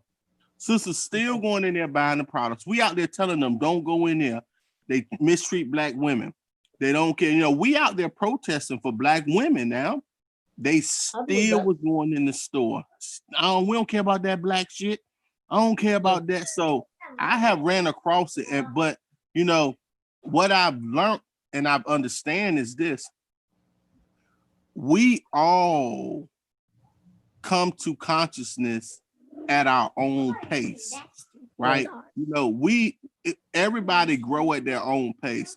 No one is going to see things as quick as, like, it took me some time before I saw certain things. Everybody pace. So even though we was out there for them and they were still going in that store patronizing these Chinese people, you know, what they did was they hired more black people. So when you go in the store, you see his black faces. But we know that's a strategy that they use. But at the same time, we have to love and understand that, listen, okay, you know, they doing it. So I've actually, more than once, I went different places. I even went to Cleveland, Ohio one time in 2016 behind some stuff, protesting with Malik Judah Shabazz and all of them out there. And the same thing, but you know, it's like, it hurts your feelings. I'm gonna keep it a buck. It really hurts your feeling to see. All right, baby. Okay, calm down. Okay, I'm not gonna be so loud. Okay, calm down. All right, so but it really hurts your feelings. But at the same time, it's like, okay, well, we still gonna stand for you regardless if you understand why we standing or not. So I have ran across stuff like that, but you know, I just love them anyway and keep it moving, you know. Well, you might have a stronger patience than I do, but I can't. I don't have the, maybe it'll come in time, but I'm almost 40, so I don't know how much more time I have, but I just, I feel I don't know. I don't have the patience. I really don't. It's just like, I got one thing to say. Katina. I ain't long with it. Katina Colette, I know y'all live in Rochester, New York. Right. That's a black-owned business. Y'all want to eat healthy, right? Vegan and vegetarian. It's called Allah's Yeah, you Kitchen. told me that. Yeah, yeah. Y'all need to check that out. You know. What is it? Allah's Kitchen. It's in Rochester, New York. It's a vegan and vegetarian For restaurant. vegans. So you and Jermaine are on that level. So you They would say, want to yeah, that's frequent a that. black-owned 5%er Nation Gods of Earth business. It's definitely black-owned. And their brothers are doing big things. Names Knowledge Infinite Allah. This is AKA Knowledge Infinite Allah. Oh, I will definitely check it out because me and my husband, we love vegan, tofu, anything to do with that. We love stuff like that. And we always look to see any, you know, new spots or anything. I never heard of it, but I'll definitely check it out. It's Allah's probably in the Kitchen. cut. Yeah, he's been out there for, you said he was out there for 2 years? Yeah, No? that's about 2-3 years. Yeah, okay. Okay. We should go there together, Colette, and experience that food. And tell other people. Right. It starts like that. Starts with that. That mindset. Yeah, but look where you're located and where we're located. That's the great, you know what I mean? Like, it's not happening here. There's no networking here. I had to get that from you. Because like Heru said, we don't want to put our man around black. We don't put our man around Thomas Sotomayor and all these coons and shit. You know what I mean? Yeah, I don't watch him. He's trash. I don't know how far is Patterson far from where y'all at? Patterson, New Jersey? Yeah. Yeah. That would be far, right? Correct? Yeah, that would be probably could be 5-6 hours tops. Oh, say no more. Yeah, that's far then. Don't worry, we're doing local trips. You know, we wanted to go out of the country, but you know, the way the economy is doing right now, you don't want to be spending your money where you shouldn't be spending it. And I'm not saying it to that person, but you know what I mean. You know how the economy's going. It's supposed to be coming back, but you know how that is. But no, you can throw that out at us. We can at least write it down. No, I was just gonna my sister them got restaurants in Patterson. That's all I was just mentioning. But I didn't. How far is that to the Jersey Shore? Because my son will be attending a Covenant College prep come September. So how far is that from the Jersey Shore? Do you know? I don't even know, Queen. I ain't gonna even try to lie either. I have no idea. I could figure it out. Yeah, you'll be coming back, so he'll have that information the next go round. Yeah. Yeah, Colette, go ahead and like, subscribe to NCRBGs. Gonna follow us. We talk about black things all the time, positive things, all kinds of subjects. Okay. And tell your friends, your husband, tell your people NCRBG, like, subscribe, and share. And hit the notification bell. Okay. But All right. you know, I like what y'all sisters saying, because y'all let me know stuff that I was very unaware of. I mean, certain things I'm aware of, but you know, I've learned though that's one thing I like about social media though, is that it allows you to control what you see. You know, so like I purge my page. I have purged my page because certain things I just don't want to see. So if But you know what? You can purge your page, but there's still good people that you follow, that the trolls follow them as well. Because Right. there's this lady by the name, they call her, well, her name is Donna Goins. When I tell you that lady is doing big things in her community in Jamaica, I'm talking about building people houses and stuff off a donation. Like, she came up with the epic idea, right? So she'll come to you, or you'll contact her and be like, listen, I need help with this, that, whatever. I don't have no place to stay, or I don't have any food, whatever. She'll come with the camera, she'll video, and you know, you'll tell your story or whatever, and then all her followers, viewers, or whatever you want to call them, they pick and choose who they want to donate to. So say for instance, she come over to video me, and I'm like, you know, and they like my story, then you have people sending their hard-earned money that they work for in the snow all the way across country to this lady, right? And then what she'll do is, when she collect the money, she'll come back to me, she'll put me on video, she'll be like, okay, could if you don't want your name to be mentioned, you can say Miss something from Rochester, New York, send you 50 US or 100 US or whatever it is. And some people, you know, will say, okay, I just don't want to take the money, I want you to help me build a house. And I'm telling you, she'll hold the money, she'll get the material, they'll get the spot. I'm telling you, big thing, she doing great thing, food drive, everything. And don't you know, you wouldn't believe how many people, black female, black woman on this lady page just dogging her. I just don't understand. Like, none of us is perfect, but I just think they just wait for her to mess up. They wait for her to do one little thing so they can pick at her or say something negative about her. I can't tell you the amount of time this lady come on her live upset, explaining herself and saying that, you know what, come September, I'm done with this. And that's so unfair, because she's changing life. Single mothers that's out there, she's helping them go back to school, stuff like that. And because of these trolls, these ignorance, these people, that black people, the same black people that we're talking about, because if you look at the negative comments, the people who are leaving the real negative comment, and you click on their profile and stuff, it'd be black women. It'd be black women. And not tearing her down for doing such a great job in her community. The lady was just in Canada before the pandemic, because they gave her an award for the great things that she's doing back home. That's how, you know, that's how far it went. She went to Canada. And I'm just lost. I'm just lost. Like, I'm like, why do we do that? Like, why? You know what I mean? So now if she say, I'm done with it come September, because of all the stress, because it's a day in, day out thing.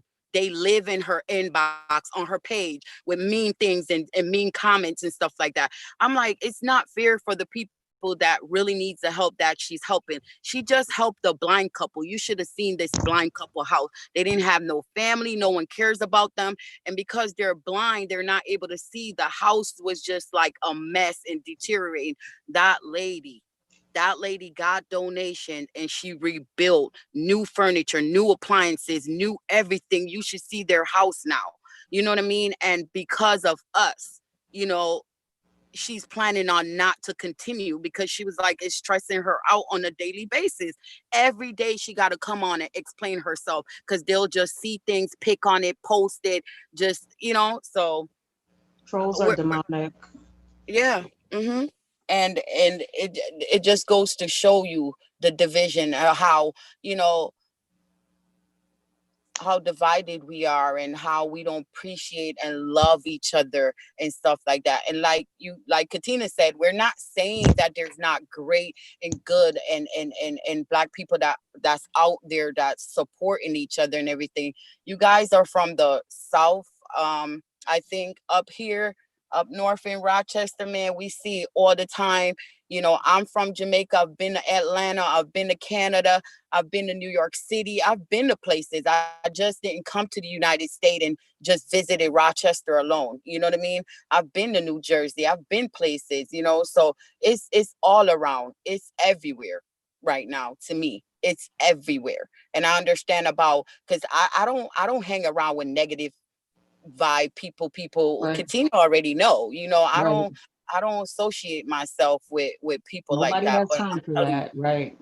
when I was working on Katina, I remember telling you the story, and I was working at the nursing home, right? And I was in environmental services, because I'm never ashamed of nothing that I've done in my life, job wise or whatever, coming from Jamaica and coming to the United States, and had to learn a whole lot. It was a different ball game. I'm proud of myself. So, working there and stuff, I'm like, okay, this is not what I want to do. So I'm going to go back to school. I'm going to try the whole nursing field and everything like that. And I did just that. I enrolled myself. Everything was going good. And, at the end, I needed some references, right? So at the nursing home where I was working at the time, I had two supervisors. One was a Black female and the other one was a white male. So I went to her, I sat down, told her all about, the schooling and everything like that, and how I needed a reference, and if she can do a reference for me. And she told me straight up, no, with no excuse onto why. I just didn't understand. Like my whole team, my whole team at the job, like when I came back and we was discussing it, and it was like, well, why wouldn't she do it for you? Like, at the time you're a young girl, you trying to elevate yourself. Why would she do that? I said, I have no idea. They was like, she didn't tell you why she wouldn't do it. And I said, no. So at that point, they said to me, you know what? We got two soup. Why don't you go ask Stanley? I'll never forget his name. Why don't you go ask Stanley? And I'm like, I was like, I don't know. I got shut down from her. I don't, it was like, just try your luck. And I went to him. Did you know that man? Did you know that man gave me a good reference? A good reference. And I will never forget this story in my life, because I couldn't believe it. And at the end of the day, I went home and I think about it and put a lot of thought into it. I feel like she wanted to keep me in that little box, keep me where I was. Why? But I'm telling you.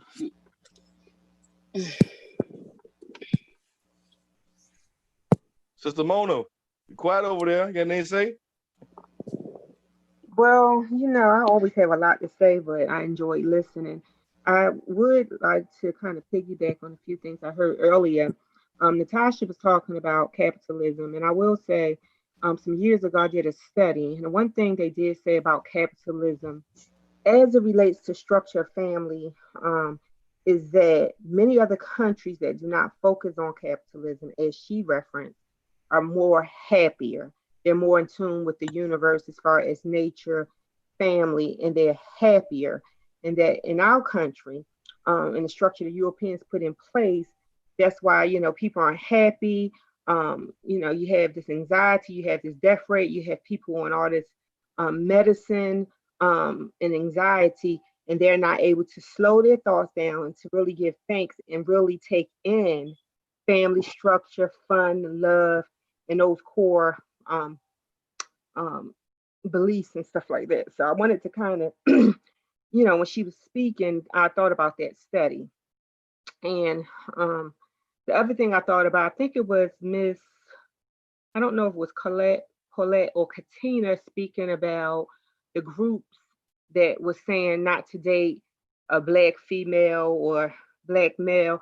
One of the things, and I can kind of go to what Heru said too, is that that recessive gene, as we know, is a fear. We know that the fear is that they will not be significant, they'll die out, their recessive gene. So to me, that's systemic again, a systematic, strategic way of to continue to mix that melanin so that it's longer, gives them a longer chance to do the things they're doing now, like cloning. We know these organs are disappearing, and we know who they're going to, and they are working on scientifically some things that you don't need, try to not need us or need certain in the genders to reproduce. So just a few things, and I know we kind of been all over with our topic. I was trying to figure out how to get in, but I did want to make reference to those two things. So thank you for asking. That's what's up. This is a good show tonight. That's all I can say. That's It you. absolutely was. Yeah, I'm here, brother. What you gotta say, I'm brother? here. Well, number, yeah. Yeah, no, it's all good. It's all love, man. I just say this, man. Look, I love black people. My heart go out to black people. To me, black is beautiful. I love black relationships. I love black love. Those things matter to me. Those things are important to me. And irregardless of what the world show, I know what I show. I know how I walk and I know how I carry myself. So if you don't see nobody else, you got one true and living right here. You know what I'm saying? So that's my piece. That's Yeah, what time is it? I thank everybody. I think we had a very good show. I think we need to do a part 2 to this. And Sister Katina, could you like send me a link so I'm gonna find this person so I can talk shit about her if I look. Listen, can you send me the link so I can go on her show and get her attention? Email her to see if I can get her to come on this show, so we can have a discussion. But all jokes aside, though, I appreciate the conversation. At the end of the day, I was always taught that you don't want to be around yes people. You don't want everybody to agree with everything you have to say, because then you'll never grow. Because if everybody agreeing with you, you ain't growing. Sometimes it's good to be the person in the room that knows the less, because you can always learn. So I'm glad to hear y'all perspective, especially as black women, because we always want to know the pulse of our black women as black men, so we can understand the things that we need to do to make y'all feel safer, or also to better ourselves and better our chances of having strong and profitable and peaceful relationships, with the queen. So I appreciate that. I appreciate what y'all have to say. Miss Mona, and Miss Warrior, Queen Goddess. I appreciate you like always for coming up here and blessing us. Sister Natasha, even though she left, I appreciated her for coming up here. Brother Ned Bump, I appreciate you, bro. Master You, Ron, and the other brother, Ponder. I appreciate Ponder for dropping in. And our whole purpose of what we do, it's a show, but also we want to show people, show and prove, like Master You always say. So when we talk about supporting each other, this is what we do. We support each other. Most of us already have endeavors or businesses that we run, or certain things that we have going on. And the whole purpose of this is to have a support team where we show people how to support one another, where we show people black love and black families, strong black men that's taking care of their children, that's not running away. Where we show that we care about black lives, whether if it's cops killing the black lives or black on black crime. We care about this at all costs. And we all about the upliftment and the betterment of our people as a whole, regardless of the flaws that we have, because we all have flaws. We all have things that we know that we can be better at. But at the end of the day, we're gonna strive and we're gonna hold each other accountable. And not only do we hold each other accountable when we fall short, we also praise each other when we do good. Because that's something that don't be done enough. We don't uplift each other when we do good things, but we quick to tear each other down when something ain't right. And so this is just a mindset shift that we all have to go on this journey. One way or the other, we're gonna go on this journey and we're gonna change the way we think, and that's what it's all about. So what I want to do, I want to give everybody the opportunity to close out. Tell people where they can find you, your social media, if you're on Instagram, if you're on Twitter, if you own a business, let people know where they can find you. So I give everybody opportunity to close out and just let people know where they can find you, how they can get in contact with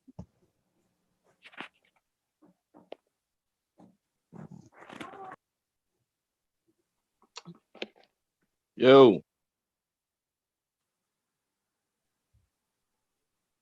Yo. Hello? Y'all hear me? Yeah, we hear you, brother. I just mute my mic because I'm giving y'all a chance. Okay, I'm gonna go ahead and say my phone messing up again. Internet service. This is Nev and Ray on Facebook. I definitely enjoyed the show. Everybody brought some good things to the table. I really appreciate hearing both sides, everything. Everybody had great PowerPoints. We got to do a part 2.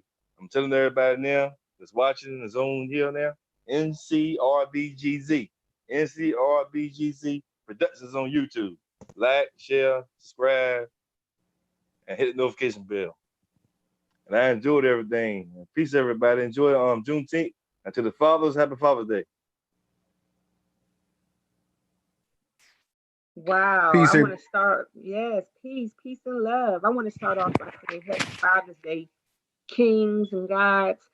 This is the Warrior Queen Goddess, and you can find me on Facebook, Mona Epps, IG Mona Epps, Gilliam Love. I do. I'm an advisor, financial advisor for compounding your interest with money. That would be any type of insurance, IRAs, that type of thing. Opening a couple cleaners, do several things. Educational consultant. So we are family. Just want to share a few things that I might be able to share with you if need be. I really enjoy your intellectual contributions. Make me feel so good when I hear you all speak because you always are adding nuggets to my toolkit. So I share to you. Peace and love.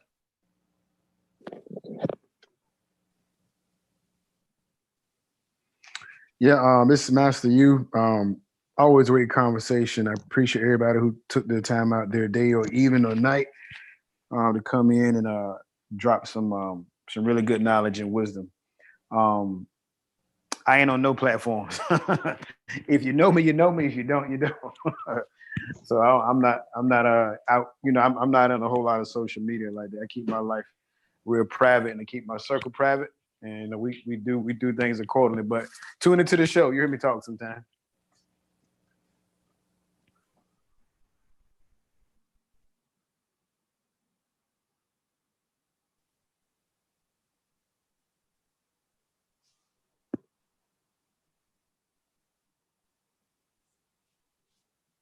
Catina, y'all gonna say something? Okay, I'm gonna say something. This is Colette. I really enjoyed the show tonight, even though I was late chiming in and everything. I do enjoy it, and I'm looking forward to the part 2. I am on Facebook and Instagram. My Facebook name is Colette Trace Hanson on Facebook. I am starting a online store for myself. I've been working on it. I haven't launched it yet, not complete, still got some more, loose ends to tie up. But once that's, once I get that done, it'll be S Making Collections, body butters, massage oil, whip soap, and so forth and etc. So on the part 2 of this, I'll give y'all more on that and everything. But I did enjoy everyone tonight, and I want to wish anyone that's on here who's a father, a happy Father's Day, and enjoy yourself. And as we would say in Jamaica, big up on yourself. You don't know. I love it. I Gotta love throw it. that in. Yeah. Okay, guys. This is Katina. I really enjoyed this. I hope no one took any offense to anything I said, because I've been very respectful, and often I'm not when I'm in heated arguments or debates or whatever, but I did enjoy it. I do appreciate and respect the fact that your group helps one another out. I find that to be very impressive, because what I've been seeing is a lot of debacles and breaking ups and beefs and whatnot. So I really respect that, because that's a very good image to convey to others, that you are able to talk and disagree and still be respectful and continue the conversation on. So that was very enjoyable to me. I was not expecting that, because that's not what I've come across in the past. So that was a relief to find. I have been tuning in since my friend here has told me about it. I've been going in and doing my little thumbs up and whatnot, and I do find it quite entertaining, as well as educating, and to hear other people's perspectives, because I like to see if people are going through the same things I'm going through, and then evaluate that whole entire situation. But I would look forward to seeing you guys. I know Father's Day is tomorrow. Happy Father's Days to all the fathers. I do want to see if you guys can do something on, if you can, when you have time and it's in your schedule, if you guys can do something about the Black male role in families in the community. Just want to get your perspective on that.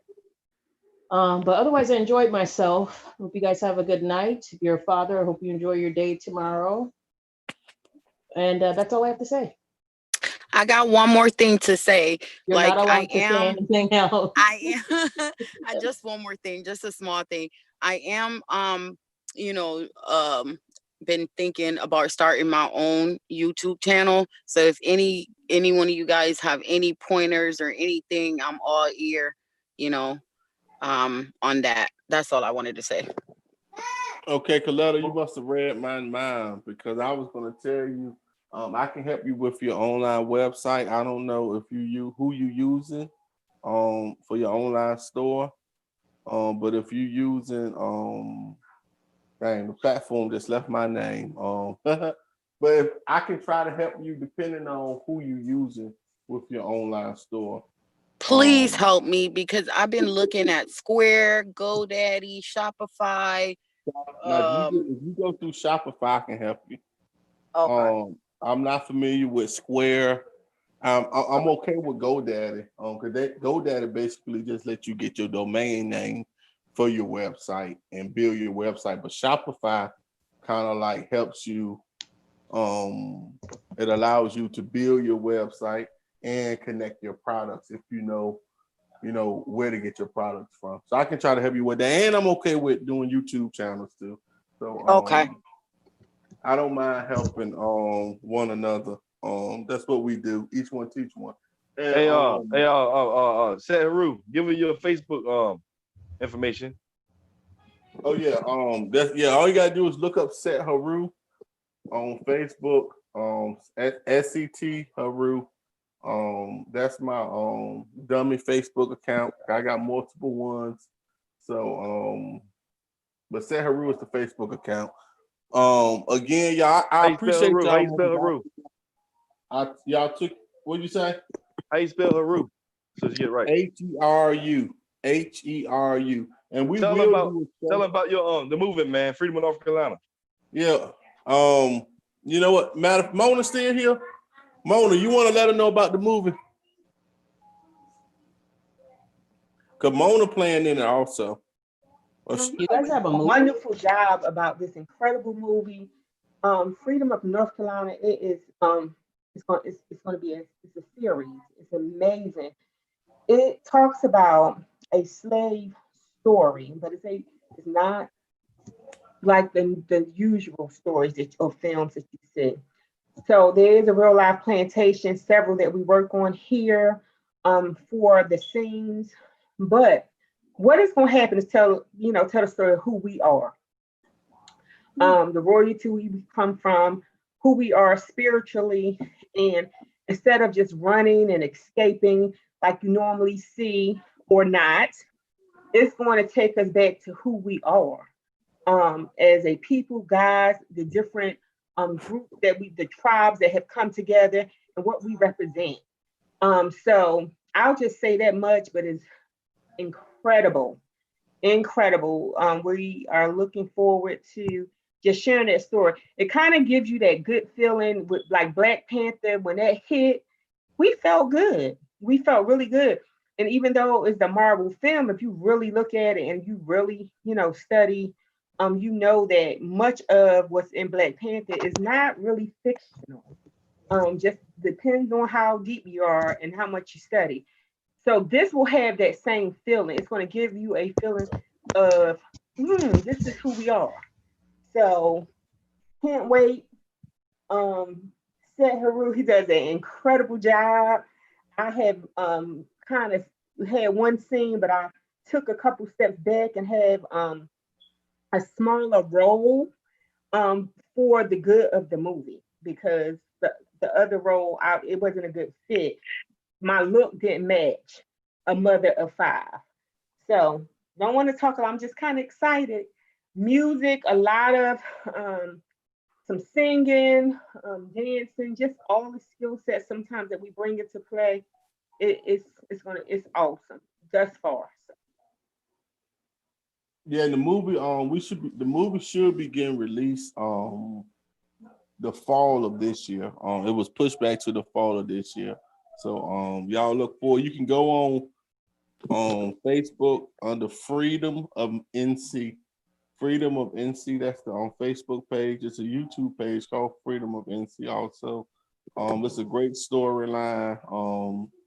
And like Mona said, it's not the traditional slave movie. It's very educational on a whole different level. And, I'm proud to be a part of it. We got it's Black owned. It's Black owned from top to bottom. It's the producer Black, he conscious, the writer, everything is Black owned from top to bottom. So it's an independent film. We working hard, and we lucky to have a brother like James Jones that has given us opportunity to be a part of his vision. And the brother is very talented. So y'all remember that name, James Jones. He's the new Spike Lee that's coming, I'm telling y'all. But with that being said, I appreciate y'all again, because y'all took this time out y'all busy schedule also to be here.